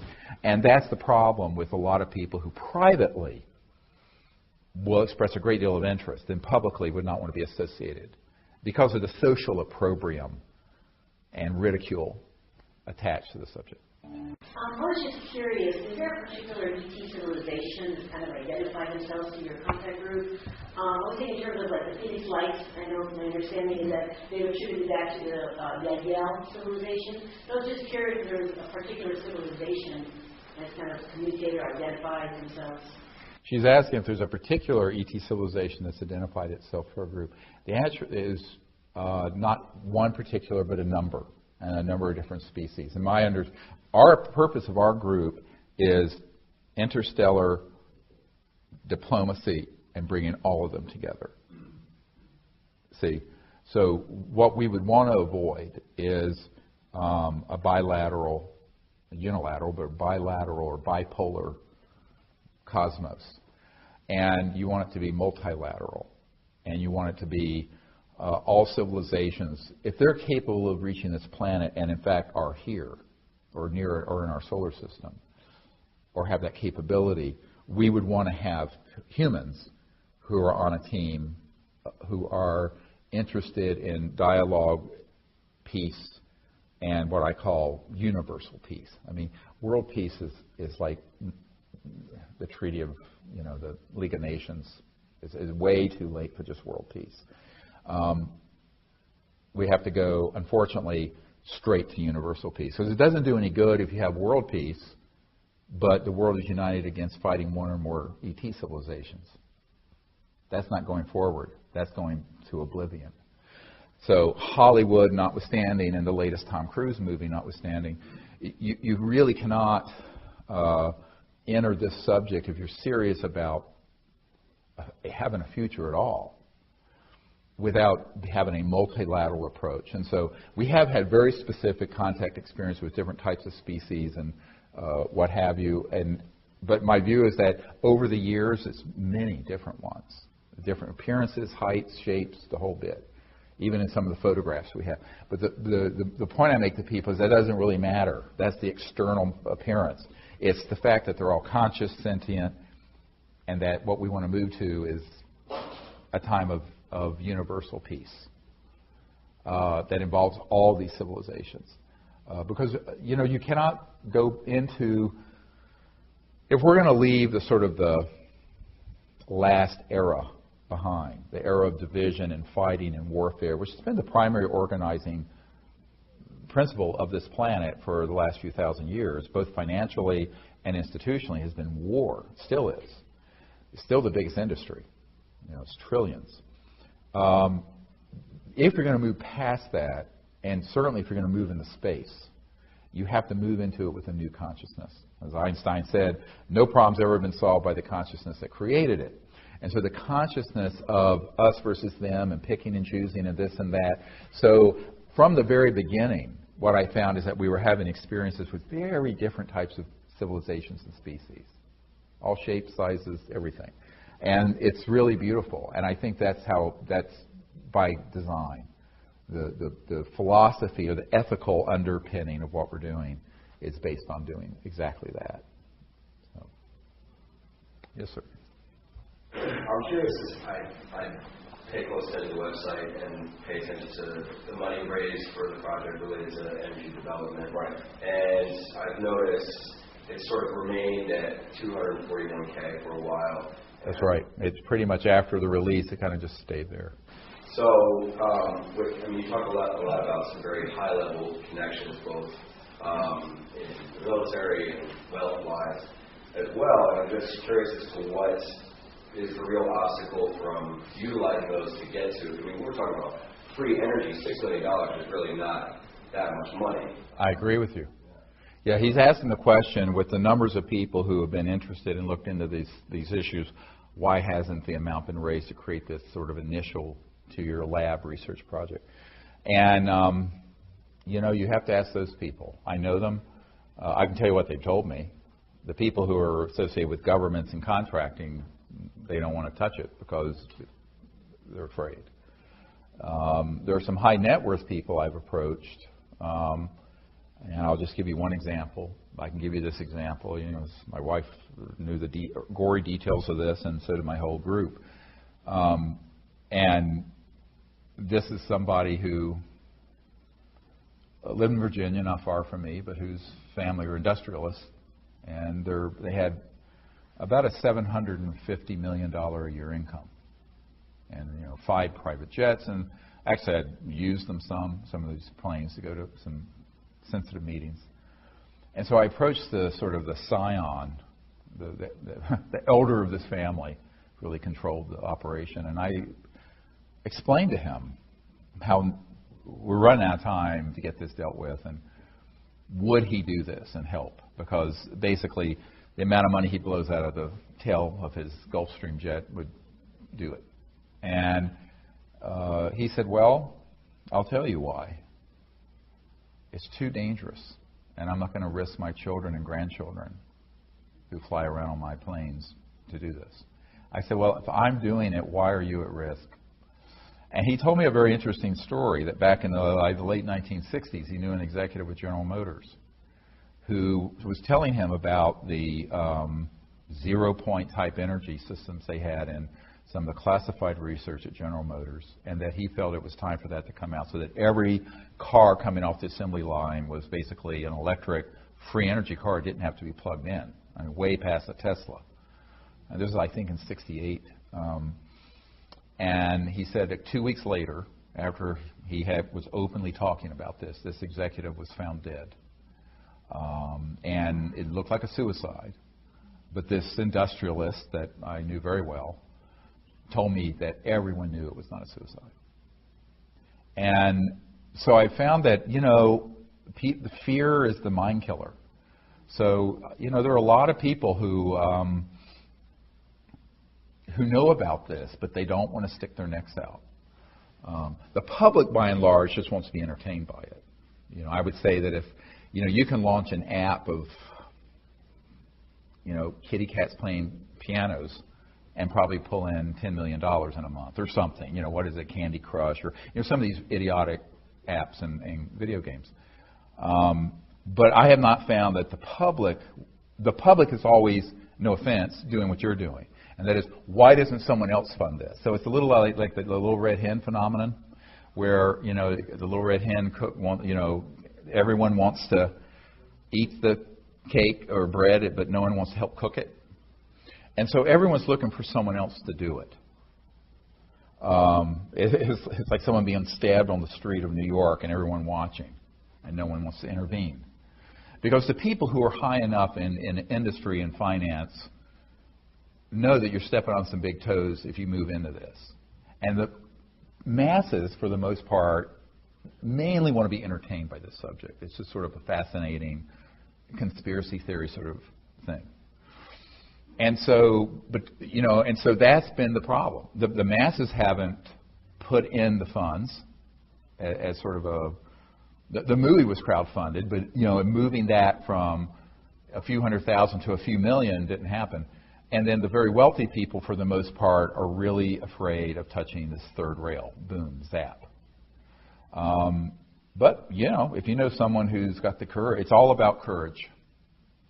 And whether it's going out and making contact, or having the courage to explore your own capabilities and consciousness, or doing this, it's all about the courage we manifest. And a lot of times you find that people who are quite wealthy and comfortable do not want to step into something where they could be greatly in harm's way. And so that fear creates its own containment. Now, my own view of it is that I think it's an unfounded fear. I'm not saying there's zero risk. I just think that it's mostly psychological at this point.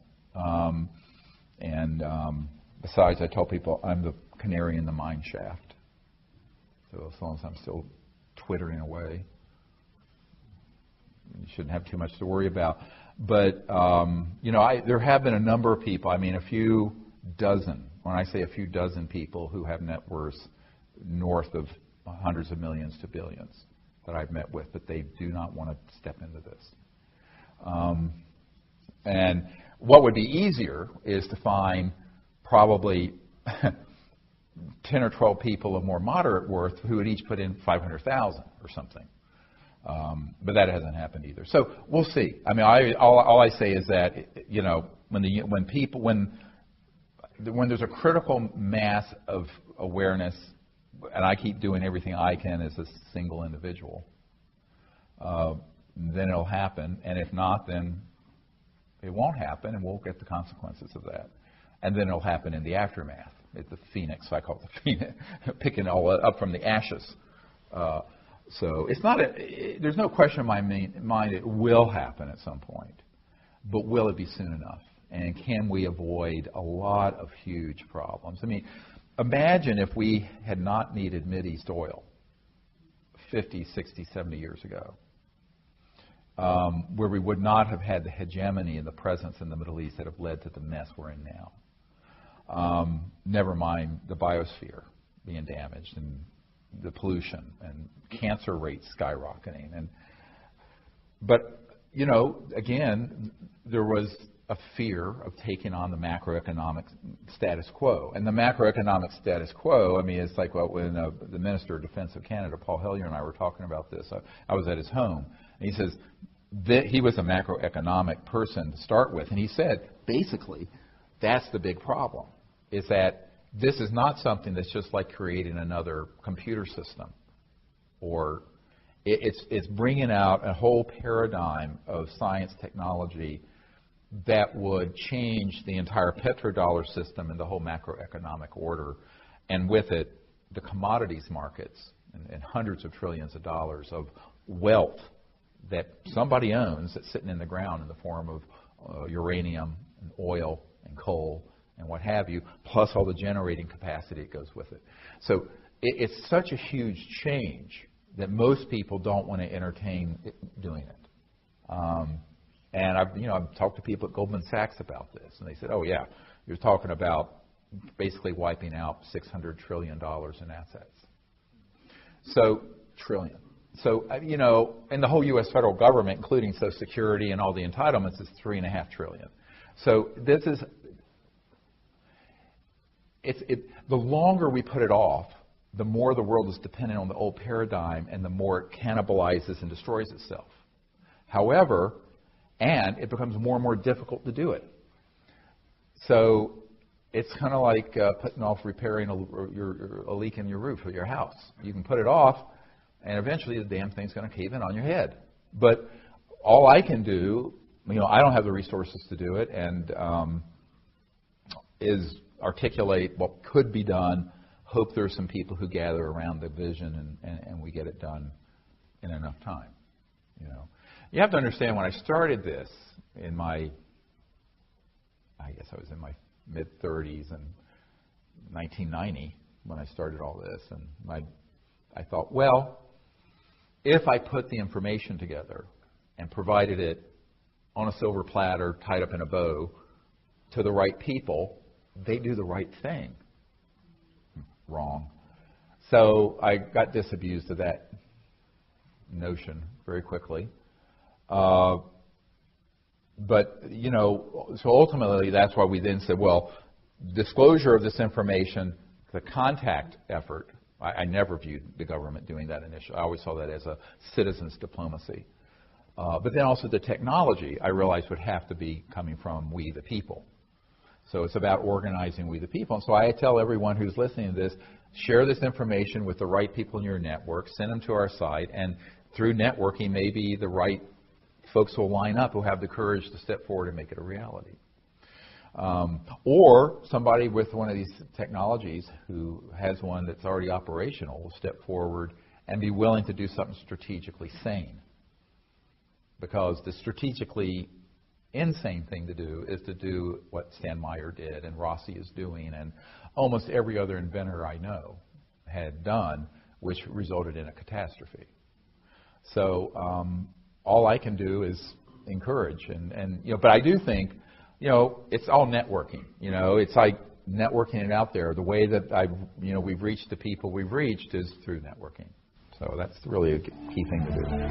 Hey, Dr. Greer. It's good to be here. Good. Glad to be here. So in 2012, there was said to be, a shift in the way we think. And for me, that was the case. Like consciousness, the word consciousness was in my head constantly, and that led me down the path to finding work. So I was just wondering if you've noticed any increase in this kind of interest in UFOs, or if you think it's just the grand scheme of the universe. Your thoughts on that? Well, I don't know about 2012 per se, but it has in the last couple of years gone up exponentially. All the interest in this. To the point that you even have Lockheed Martin putting out information that by 2020-something they're going to have a fusion generator that'll run everything. That was in the past month. So things are moving along, and it has been a big move up. What I'm concerned about is sort of like the Hopi prophecy, where there's one timeline that terminates and there's one that continues on. And we have to choose what timeline we want to be on. It's called the prophecy rock or whatever. It's this etching that the Hopis have. Have you seen it? It's really cool. Or disturbing, depending on how you look at it. And I'm reminded also, Colin Andrews is a very, very good friend of mine, the crop circle guy, of a crop circle that appeared some years ago that it was how all the planets would be in the year 2036, but Earth was not in its orbit. Earth was missing. It was sort of like a warning. Now this is 2014. Now that crop circle appeared in late 90s or early 2000s. But and I don't mean to be apocalyptic in what I'm saying. I'm just saying that as the wonderful Chinese expression goes, unless we change directions, we're likely to end up where we're going. Where are we going? Where are we headed here?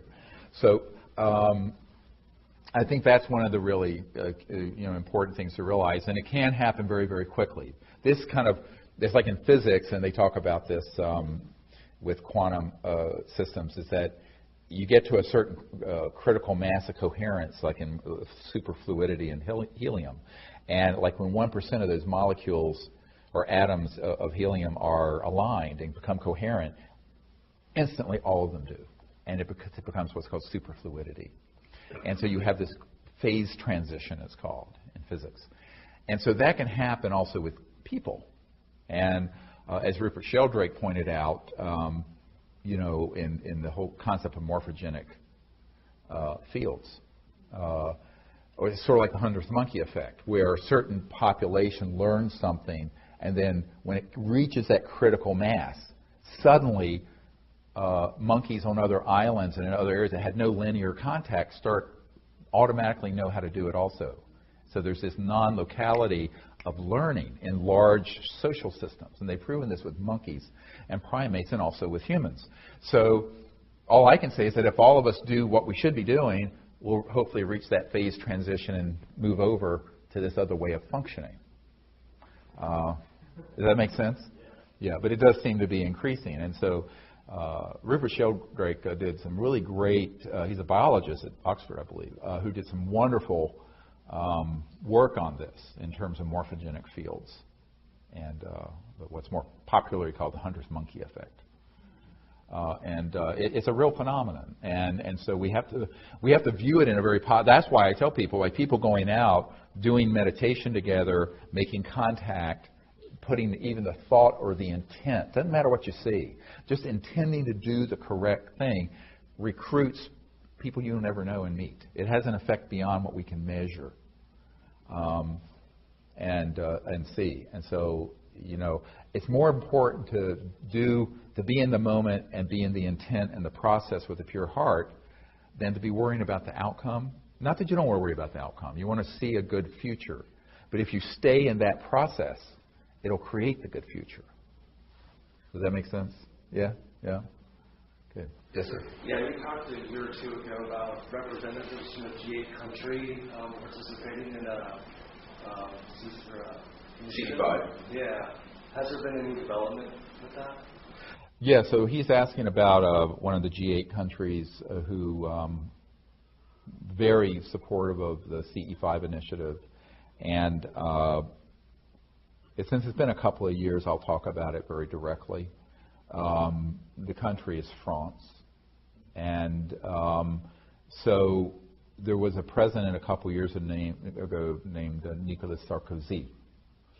And Sarkozy's people, his intelligence and Air Force people who briefed him on all this stuff, were very, very interested in what we were doing.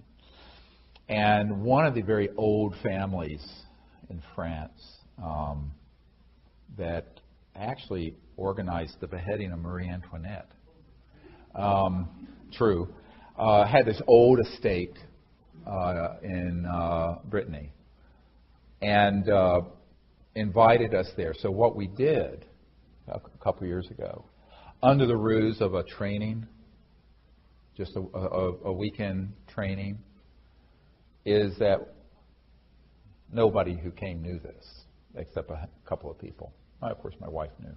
She knows everything. We had this thing, and of course I knew that it was going to. We used this 2,200-acre estate, and there was an admiral there who's very high up, and also this admiral had a PhD in physics, and is also, like myself, an MD. Very, very, very wonderful man, and a couple other people, and the host family, who, of course, was a very old. French Foreign Legion diplomats, a family of very, very old French. And so we did this. This is sort of a training, but also so that the government, the friendly people in the French government could learn the protocols and see. And so they were there. And then I heard back afterwards that they had the whole area, not cordoned off, but there was a observational security perimeter around it. And they tracked craft coming over at 200,000 kilometers an hour during the CE5. And it was just a group of novices. Most of them had never been out. And we had some amazing experience, including, if you've seen the photo, we were setting up one evening, and everyone on the side of the part of the circle where I was sitting, we saw this. I was just setting up to do this Sanskrit Vedic puja. And there was this, like a rainbow light that came in just in an instant. And so I had someone take a photograph, and there was this sort of royal purple, mauve-colored, fuzzy disc hovering right above the field. It's in this photograph, stunningly gorgeous. Not quite in this dimension, but not out of it either. But everyone looking in that direction saw this thing flash in. And then we were sitting there one night, and this object came over, and then we had all the cars. There were like 30 cars in this field, because we had like 60 people at this thing. And they all started turning their lights on and off. So this thing went over the vehicles, and it was like, this is like something out of a Close Encounters of the Third Kind movie. And of course, the admiral's going, holy shit, and we're in deep meditation, and all of a sudden we hear this, it right next to beyond where the cars were, this. It was almost like a metallic thing brushing up again. And there was a craft that was quasi-materialized in the corner of the field. And later I went out, and there were these little beings. There were about 5 of them. And you could hear Now the problem is everyone got up, and it scared the hell out of them. So you heard them scampering off. And so they scampered off and then dematerialized in thin air. Sort of like that one that was in the crop circle a couple years ago where they saw the feet and the police saw this tall, luminous white being that was fully materialized, and the police got out and chased it, and the footprint, and it just disappeared into the field in thin air. You know that case? Oh, I was right there when that happened. Yeah, it's near Silbury Hill. Anyway, these expeditions are awesome. You want to come on them, you should come. But the point is that so they were very, very interested. Now, from there, in terms of bureaucracy, there, like in any government, there are people who are part of this MAGIC or Majesty group. Majestic has different acronyms. Now it's called SIG, Senior Interagency Group, Intelligence Group. Some were friendly, some were not friendly. And when you're talking about a government moving off the dime on this openly, it's very difficult. But it's an iterative learning process. And so the way I view it is that, see one, do one, teach one. You demonstrate it, and then hopefully, and I know that they're learning, and probably they're practicing it. Now, the ethical construct and the philosophical underpinning of it is that it has to be done within the context of universal peace. It cannot be done within the context of one national entity vaulting itself over another, etc. But I know that this is not going to be able to be done through the UN, because we tried that. Back when Boutros Boutros-Ghali was UN Secretary General, and they were very interested. And his wife came to one of the salons I held in New York, and then the Secretary General after him, Kofi Annan. When we did Disclosure Project, originally they had committed to hold the Disclosure Project event at the Secretariat of the United Nations.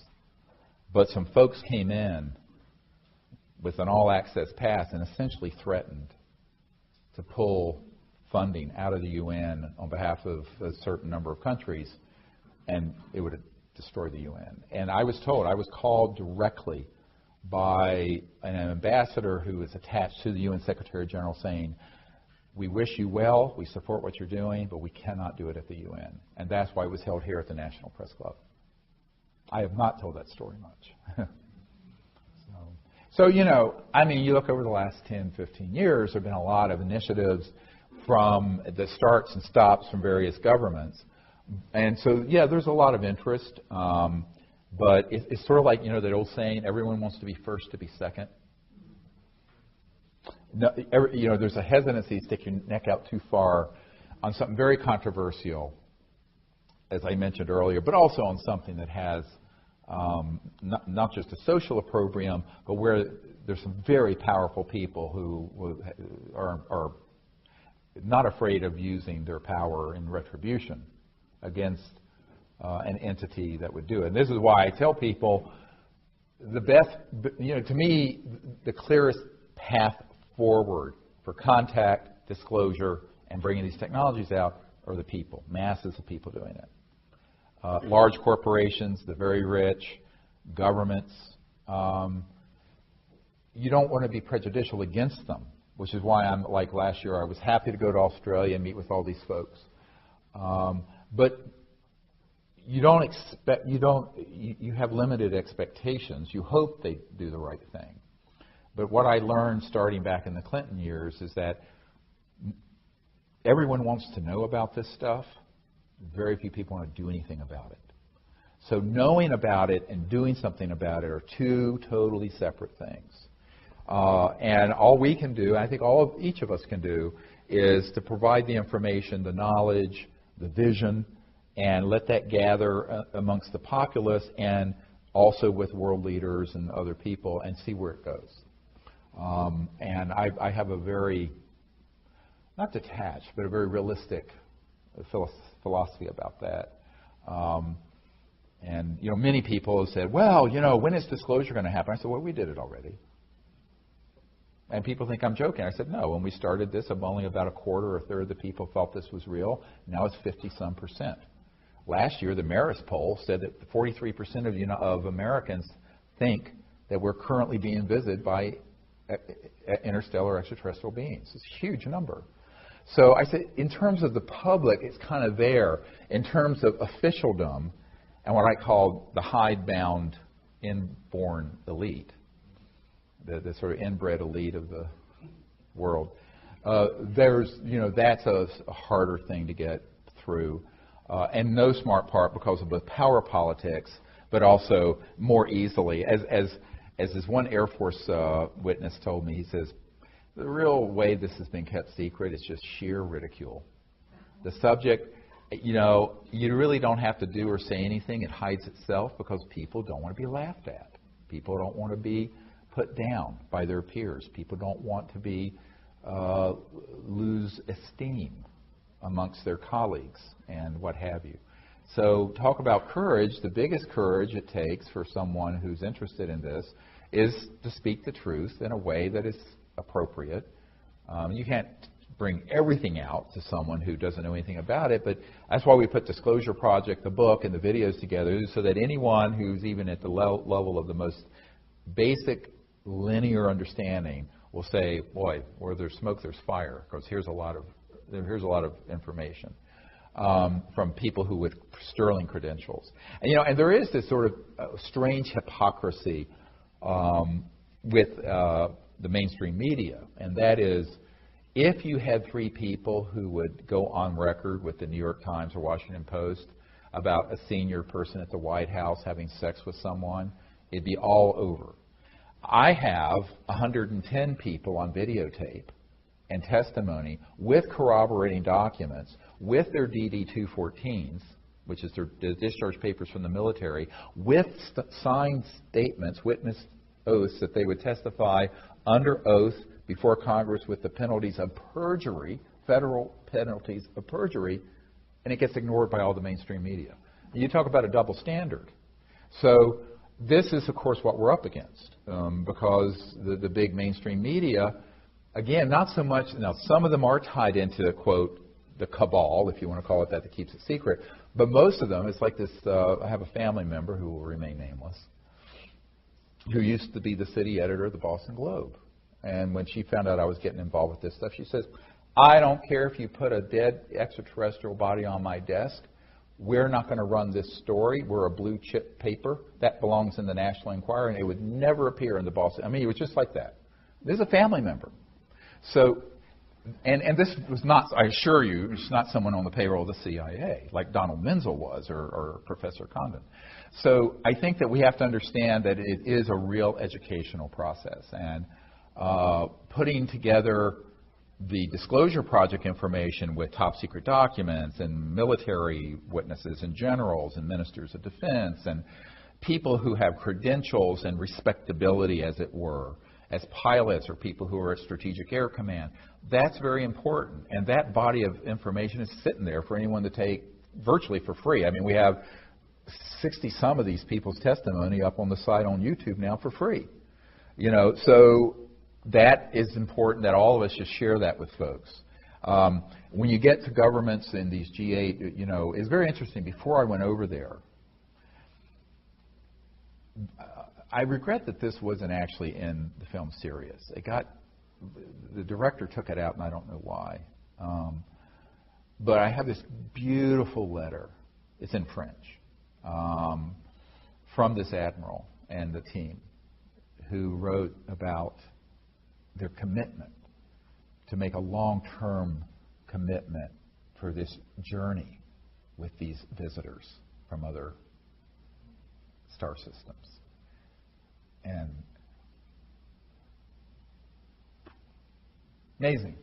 And it's actually from the Ministry of Defense of France on their letterhead, signed. It is the most important government document in the history of the UFO subject, and there it sits in my vault.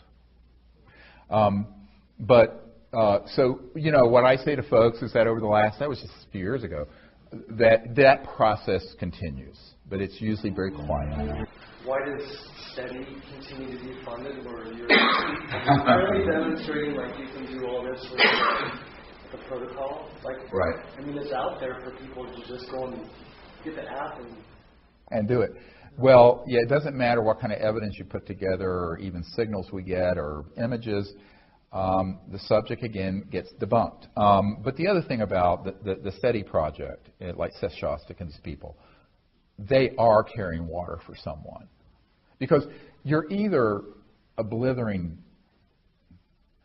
stupid or you're corrupt. There's two things to choose from here.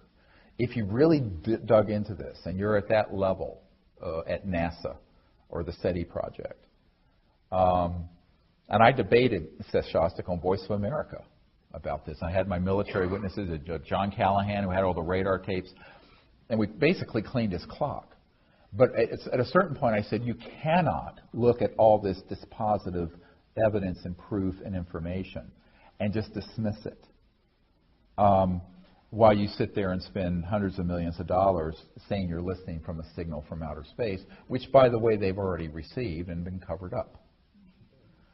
Now, I'm going to say something here because this is enough years after it happened. A few years ago, there was a show called Coast to Coast with Art Bell. And it was on the cover of Time magazine, and I was one of his favorite guests. And when I'd be on that show, it really lit things up at certain agencies. And one time I was on his show, and a few years back, towards the end of his career there, and this issue came up, and I said, well, you know, I have a source high up in SETI that confirms to me that they, in fact, have received interplanetary signals, but in a kind of phased, not normal array. It was kind of a pulsed array, and that it was kept secret and covered up. And the SETI people were furious. Subsequently, Seth Shostak got on the show and just said, well, Dr. Greer knew what he's talking about, and he probably talked to some volunteer computer operator, because we have all this network of volunteers. What Art Bell didn't know, and which Seth Shostak didn't know, and which I'm going to say now because it's enough water gone under the bridge, is that the guy who told me that was the founder of the SETI project and the Drake equation, Dr. Drake. He told me that they had that contact. Moreover, a man who had been one of Carl Sagan's best friends, was best man at his wedding, confirmed it. And he had been present when the WOW signal came in at Harvard. So, you know, it's very frustrating for me because, you know, these are people who, one of them was an astronomer who was actually at the Georgetown Westin Hotel in 1997 when we were doing briefings for Congress. But his presence there resulted in him being in contact, because he used to be the editor of Sky and Telescope magazine and Astronomy magazine, and had worked with Carl Sagan, all these people. And he said, he contacted my wife and me after that, and he says, you know, I've been told that if I don't back off of this, I will never have a working position again. And I got kids in college. So he, wonderful man, wished us all the best and left. So that's how it works. And, you know, I mean, I gave up my medical career. I mean, people say, oh, my God, you know, I said I gave up $500 and some thousand a year to be doing this for nada. But most people who are in a situation like that, who's an academic and what have you, unless they're independently wealthy, they really can't turn to the people who are hiring them as an editor or a professor and say, bug off. And so this brilliant scientist who had all this information, who started to come out, he never went public, but at the meeting with the members of Congress and these other initial witnesses we had in '97, when I was still trying to get the White House and Congress to do disclosure so I wouldn't have to do it in 2001, right before 9/11, he was at that meeting. But even being kind of out on this subject that much caused him to be contacted and be told, don't, stop it, or your career is over.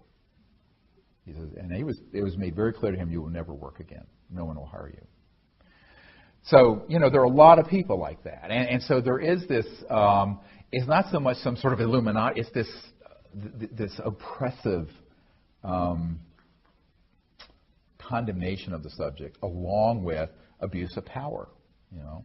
I mean, it's quite illegal for the CIA to be infiltrating an alleged independent Air Force investigation at the University of Colorado and put someone on their payroll to prejudice the jury and kill the report on this subject in 1969, whenever that happened, when the CIA is barred from having any domestic activities. I mean, this is illegal. Go read the law. And it's also, however, why I've told people this is why everything we're doing is legal. Very different from, say, Edward Snowden, who was disclosing information that the President knew about and certain members of the Senate Select Committee on Intelligence knew about and the House Intelligence Committee knew about. The stuff I'm disclosing are things that the President is being lied to. The head of Intelligence Joint Staff, who I briefed, Admiral Wilson, was lied to. The head of the Defense Intelligence Agency was lied to. A sitting CIA director was lied to. Chairmen of key committees that I'd met with, senators and House, were lied to. I can prove that in a court of law. A priori, those projects are illegal, and I have declared them rogue and illegal, and therefore they cannot touch us. And that's the difference. I want to make this a very clear point. There's a big difference between disclosing something that's being kept secret, even if it's wrong. I'm not saying that what Snowden disclosed was right or wrong. He probably did a service in the long run, but that was being overseen by the appropriate governmental elected and appointed officials. And something like this that has no constitutional oversight and is a complete criminal operation and rogue. That, and this is why, Danny Sheehan, who worked with me right before Disclosure Project, he and I discussed this. He's a constitutional attorney who did the Silkwood case and the Pentagon Papers representing the New York Times. And he said, look, given the people you've met with and the fact that they've been denied access, who are at the top of the heap, not only in the United States, but people like that I've met with in Great Britain, France, other places where they're completely being left out, that is prima facie evidence of an illegal operation. And therefore, if it's an illegal operation, they can't cite the rule of law to protect themselves, which is why our position was in the late 90s, early 2000s, anyone with documents, information, whatever about this, you can come forward without any penalty of violating your national security oath. Now, saying it and having people do it because they're afraid. People have been threatened with death. But we did get enough people to come forward because we had a critical mass. I didn't come forward with one or two. I came forward with dozens all at once. So that was the power of unity and the power of doing it. We really need to have another wave of that happen from people who are currently in government and not just retired people. But the closer someone is to central operations at Lockheed Skunk Works or the agency or the NSA who know about this, and the closer in time they're related to it, the more afraid they are of TWEEP, terminate with extreme prejudice, which is the euphemism for what this guy at the CIA has told me. They call it wet works, wet meaning blood, wet works, TWEEP. So, yeah, nice. Well, welcome to my world. I live and breathe. And that's why a lot of these people are very afraid if they're really currently in current operations. It's not that they don't understand the legal principle I just articulated. In other countries, it's a minor version of the same thing. So say in France, you have friendly people, just like there are here, very interested in actually trying to do something. But then there'll be others who are in a compartmented operation tied into this international group that maintains secrecy. And at a certain point, they will be threatened. And that's what happened. We actually had, I was contacted by these people in France and said, an official in the United States contacted the ambassador from France to the United States and said, what the hell do you think you're doing? After I got this document from the Ministry of Defense and this big outline of all the studies they wanted to do post-contact, biological, technological, the whole bit. It's this amazing document I have. And it's just like, curl your hair. What little hair I have left would be curled. But when I read it, I went, wow, I can't believe I got this from the sitting government. But they got contacted. And basically, they came to some kind of a truce where they said, well, you can do this with Dr. Greer so long as you stay on French soil. Do not try to do it anywhere else. They said, fine, fine, fine. So that's why we did it there. Stephen Bassett right now is doing a big push.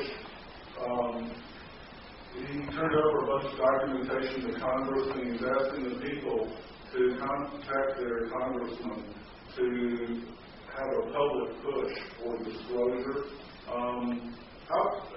In your opinion, what is going to be the best method to bring about disclosure, and how close are we to it? Well, as I mentioned, we've already done disclosure. The majority of people know this stuff is real. I'm talking about the masses. If you do any poll, more people believe this stuff is real than have voted for any president in our lifetime. The question is whether there will be official disclosure. So let's make two distinctions. Disclosure by what we're doing as a grassroots entity versus some authority figure up on Capitol Hill or at the 1600 Pennsylvania Avenue or at the UN doing it. The latter is unlikely. I already sowed that a long time ago.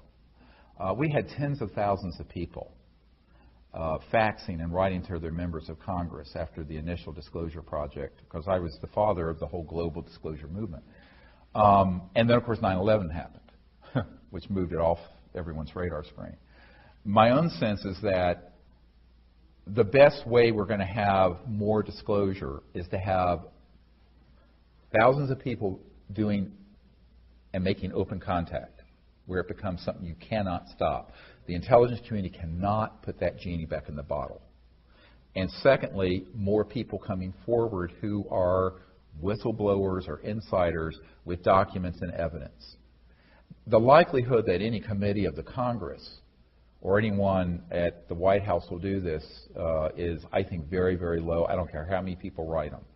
I'm not saying that we shouldn't encourage them. It's their responsibility. But I'm just saying I've already done that over the last 20 years very, very thoroughly. And a lot of people involved with disclosure now actually have never had sit-down meetings with current members of administrations in Congress. I have. And what you hear from them is that, yes, this is wonderful, but let someone else do it. I'll never forget meeting with a senator, Senator Dick Bryan, who was from Nevada, whose home state has Nellis Air Force Base in Area 51, as the public calls it. Pahut Mesa, S4, S9, S12, all the top secret underground facilities. And he and I met at McCarran Airport in what looked like a janitor's closet, and it was just a broom, and you're taken there in a cart, and the door opens, and it's this gorgeous conference room for VIPs. This is how things are done, by the way. And things really happen this way, although it'd make a great movie. So we go in there, and I start talking to this guy, and he says, yes, he says, I'm, he's Senate Intelligence Committee. He says, but this has never been brought to my attention.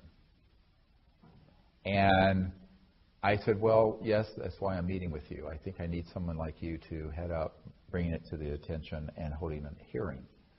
And and his chief of staff was there, literally dropped, he was reading the Wall Street Journal, dropped the paper in his lap. And the senator said, I don't think I really can do that. But have you talked to, so in other words, Kissinger called this the hottest potato in the cosmos.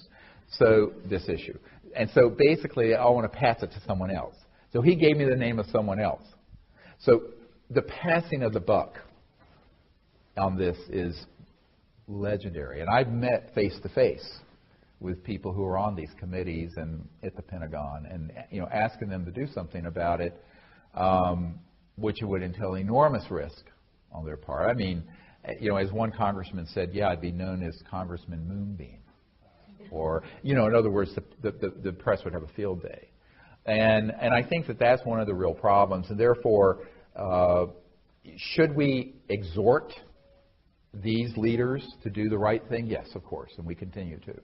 Do I think that that's a likely way it'll happen? No.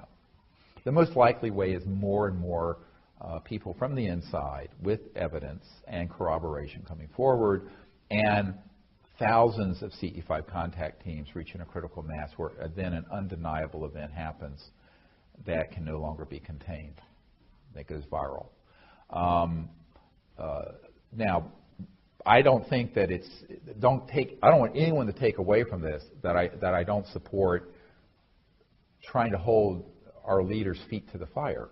And that's why I put this briefing together for the President. That's why I went to Australia and met with 120 leaders from around the world and Minister of Defense of Australia and everything else. I still think that there's a responsibility, if you believe in representative government, to ask your representatives to do the right thing. But I'm just saying, from a realistic point of view, the likelihood of change happening from those quarters. And it's a little bit like after I, did all this with the Clinton administration, and the Rockefeller family was running interference with us and hosted Bill and Hillary Clinton at the JY Ranch, where I'd gone out there and had all the meeting with all these spooks and top secret people, and then, there was a man who worked very closely with the Clintons who then came to our house. This is when I was still working full time as an emergency doctor in North Carolina, and he came down and had dinner with us at the table, and he said, well, this was like a month or two after my wife and I had come up here to meet with the CIA director and his wife.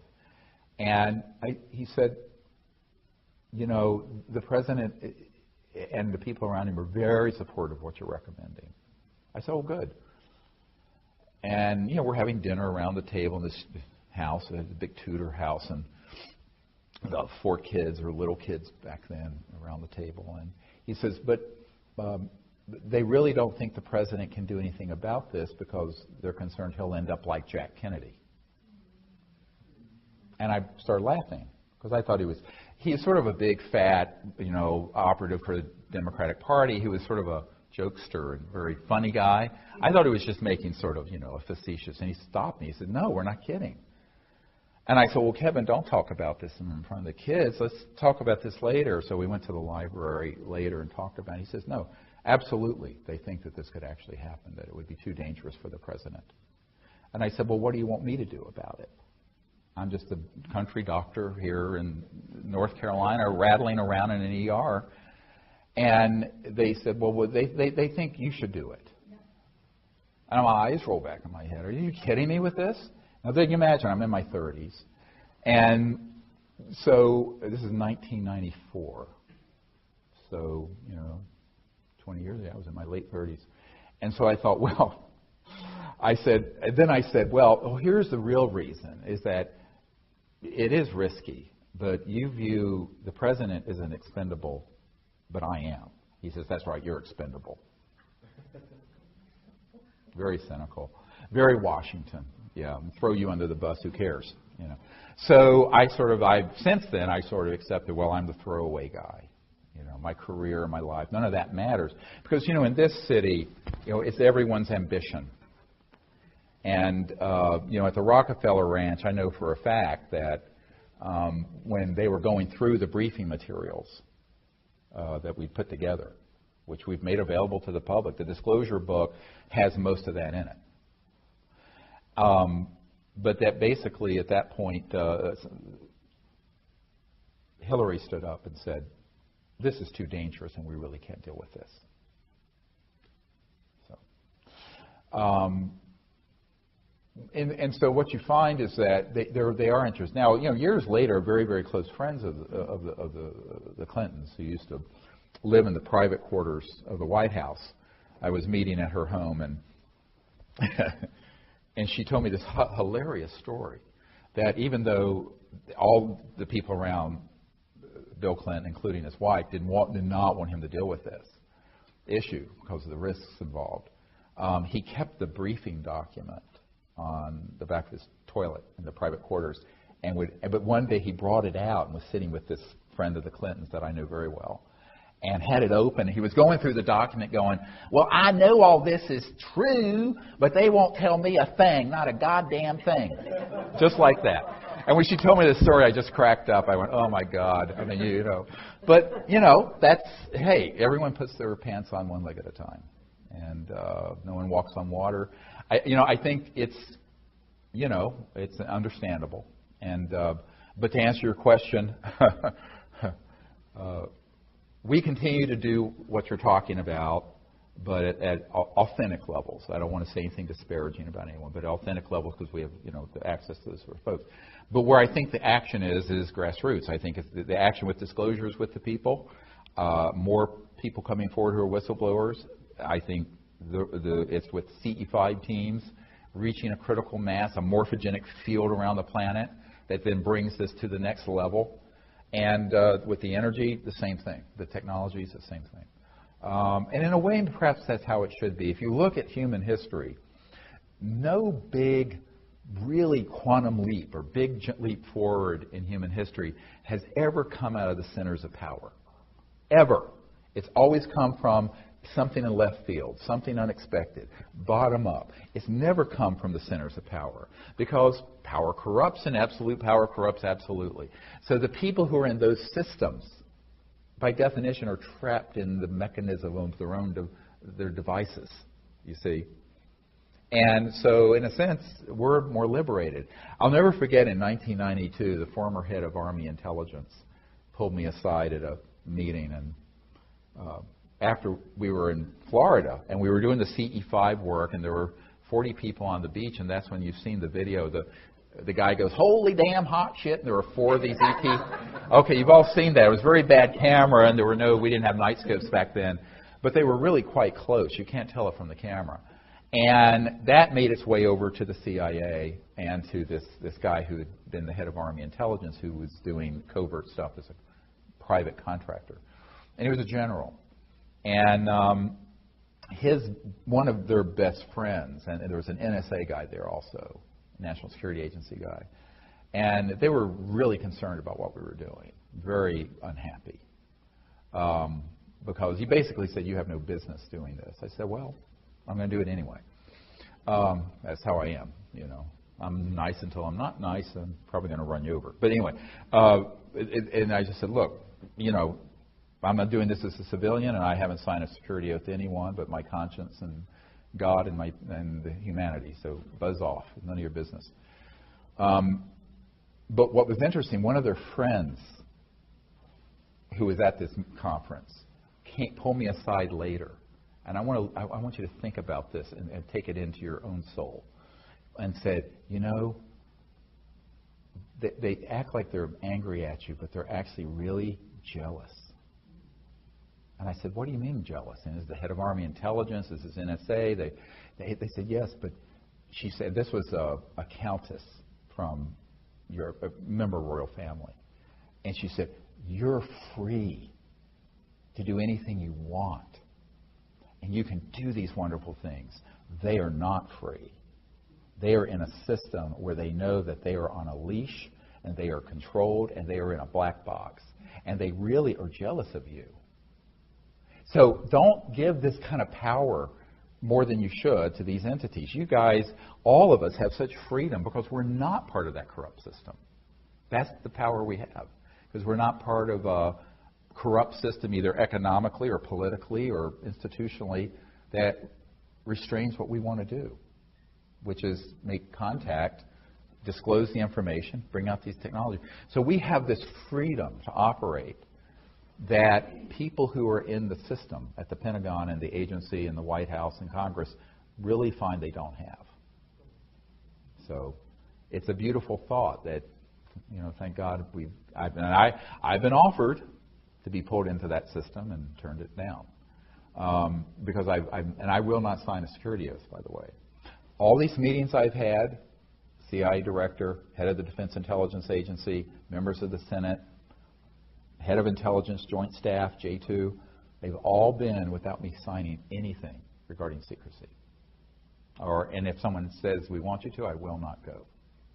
I said, "No, I'm head of the disclosure project."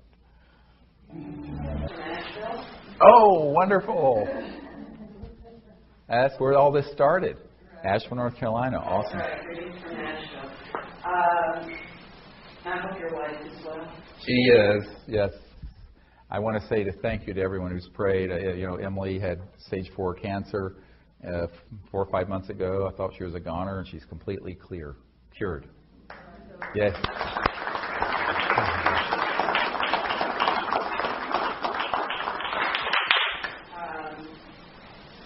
Your breast frustration must be unbelievable because I know how I feel. Back in 1974, I had a pretty close encounter with a very real, very large, very metallic object, about 40 feet in diameter and about 50 feet above my head. Yeah, it was frightening. I wasn't alone. There were 3 other people there. It was in Great Barrington National Forest in the middle of nowhere. Where is it? Massachusetts. Great Barrington, Massachusetts. And it was, like I say, 1974, and it was something that informed the rest of my life, really. Right. But now I have, and that's a knowing, right? So no one can tell me. I did not see, I do not know. Right. I can't tell you who it was, Right. but I know that it was. Right. Now the same thing has happened to me, there you are, the same thing that has happened to me, you've had an NDE. So the same thing has happened to me, not with an NDE, but through after-death communication with spirit that manipulates energy. Mm-hmm. I was hoping maybe you could give me some information on how both these things can exist. Dimensionally, okay, because I don't know what that means really. So I was wondering if you could, because it's something that I've never been able to come to grips with, is how do I know this, and how do I know that, and now how do I put the 2 of them together so that I can know them both and feel good with the explanation. Is there anything you can offer me? Well, it's all very abstract without having more detail. What she's asking is that she had an experience with a fully materialized craft and subsequently has had experiences, sounds like in consciousness, with someone who's in the next world, as it were. Yeah, who it has. And the thing is to understand is to look at, I call it, in the ancient, times, they would call this the eye of oneness. So looking at this in a unitive way. So there really is no distance between these dimensions, say the afterlife and the astral, except what our minds construct. Because your conscious mind is omnipresent. So your conscious mind can experience something from an ancestor or a relative who's in their astral body of light, whatever, in the next world, or a spirit being, an ancient spirit being, or an angelic being. I know these all exist. Or an extraterrestrial spacecraft in this dimension, or that has resonated to where it's moved into astral, very close to what you would call the spirit world. Now, as I said, when the Lockheed Skunkworks guy had his out-of-body experience with the astral, and he hit the craft and it moved it, it was not as materialized what was over your head, but it was there, and it looked exactly like a craft like this, but it is shifted just into that near, what I call the near astral, sort of a trans-dimensional energy field. And if you understand that all of this is on a continuum, we create these like barriers between dimensions. So in a sense, we create our own compartmentalization. So we have our bodies, we through the 3D world, everything's linear, and that's the myth we create because that's where our understanding is. But that's not what's actually operating all the time. And so there will be moments where we can break into and experience something in consciousness that's in this another dimension, whether it be the afterlife or an interstellar civilization that's resonating beyond the frequency of light and matter before it steps down, as it were, into 3D. But all of it is on a continuum. And the only thing that separates our understanding it, or making it look like it's a us versus them, or not an us versus them, a yin and yang thing, is the lens we look at it through. So what we have to do is adjust our paradigm to understand that the whole that it not only can, but does, and it does at all times. And from a higher level of consciousness, and perhaps from a higher level of civilization where you become interstellar, this understanding would be very, very normal and natural. Okay? From our level, at this stage of our evolution as a society and also as individuals, it seems very strange. But I think it will become less strange as it becomes more every day. It will humor me one more question that I had. So I was debating which to ask you. So, and maybe everyone else knows this, but why is it that ETs accept the protocol here, and why don't they just, like the ones that were over my head, they were there for about 40 seconds. That's it, and then went straight up, straight across, so you couldn't see it anymore with the trees. Right. Why didn't they stop and land and say, hey? Well, the question is, why didn't they stop? Why wouldn't a craft stop and land and say, hey? They have sometimes. I just told you at Joshua Tree, we had this sphere come in, and there was a being there, and literally waved it. It's on our website. And the question is, why don't they do this at Yankee Stadium during okay. This is like when Larry King asked me, why don't they land on the White House lawn? I've probably been asked that question 30,000 times. And the reason, but here's the reason for it.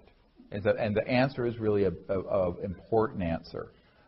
How successful has our misadventure been for instituting Jeffersonian democracy in Iraq and Afghanistan?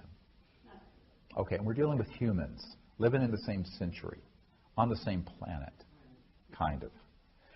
Now, don't get me started. Okay, now, the point I'm making, without becoming politically incorrect, is that if you have a civilization that is thousands to millions of years more developed than ours, and they were to come in and force disclosure, let's say, by being that open, a couple things would happen. First, the world would divide into idolatry, people who'd worship them, like the people on the island making the plane, the propeller plane, or would demonize them. The military and intelligence community would say, we've been invaded, and we're back to the movie Independence Day. Okay?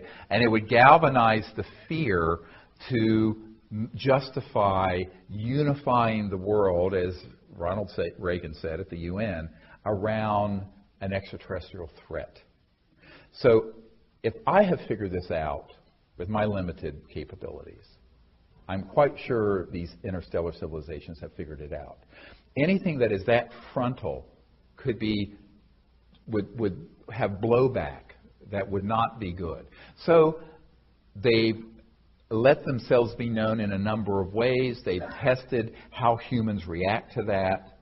But again, over the course of the thousands of years of human history, and particularly you look at the last 50 years, it's been quite a bit, but they're still testing our responses. And so I'm trying to answer your question, so if I can finish. So the ETs do not want to do something that would precipitate either panic, misunderstanding, and worse, the galvanization of the military, using it like a 9/11 event to create all kinds of boogeymen in space. They know that that is exactly how an event like you're talking about would be used. I know it, they know it. And so the only way that global open contact is going to happen, like you're discussing, is that if it is under a CE5 protocol with a lot of world leaders involved. This could happen. We're working on this. It's done in a way that is invitational and coherent. If it happens the other way, it could be something that would have a lot of bad consequences that are unintended to most people. The other problem with it is that what would be the purpose in doing that if the people aren't ready? And you know how I think they're measuring how ready we are? Is how much we go out there and pull ourselves out of YouTube and the television and Netflix and go out under the stars together and with intent and sincerity ask them to make contact. That says to them that we're ready. And if we don't do that, then we're dilettantes. And we're sitting at home in front of our TVs being dilettantes. So I think that you have to walk the walk, not just talk it. And I think that's what they're measuring. And there's many people have said, well, certainly they would have cures for cancer and AIDS and could do all. I said, yes, of course, but our covert programs have all these things already also. They do. It's not a myth. So they're watching that there are certain types of humans that like to keep all this secret and other types of humans who are passive or cowardly. So how do we find our voice? How do we find our courage to do this in a way that is really a good event for humanity? And I think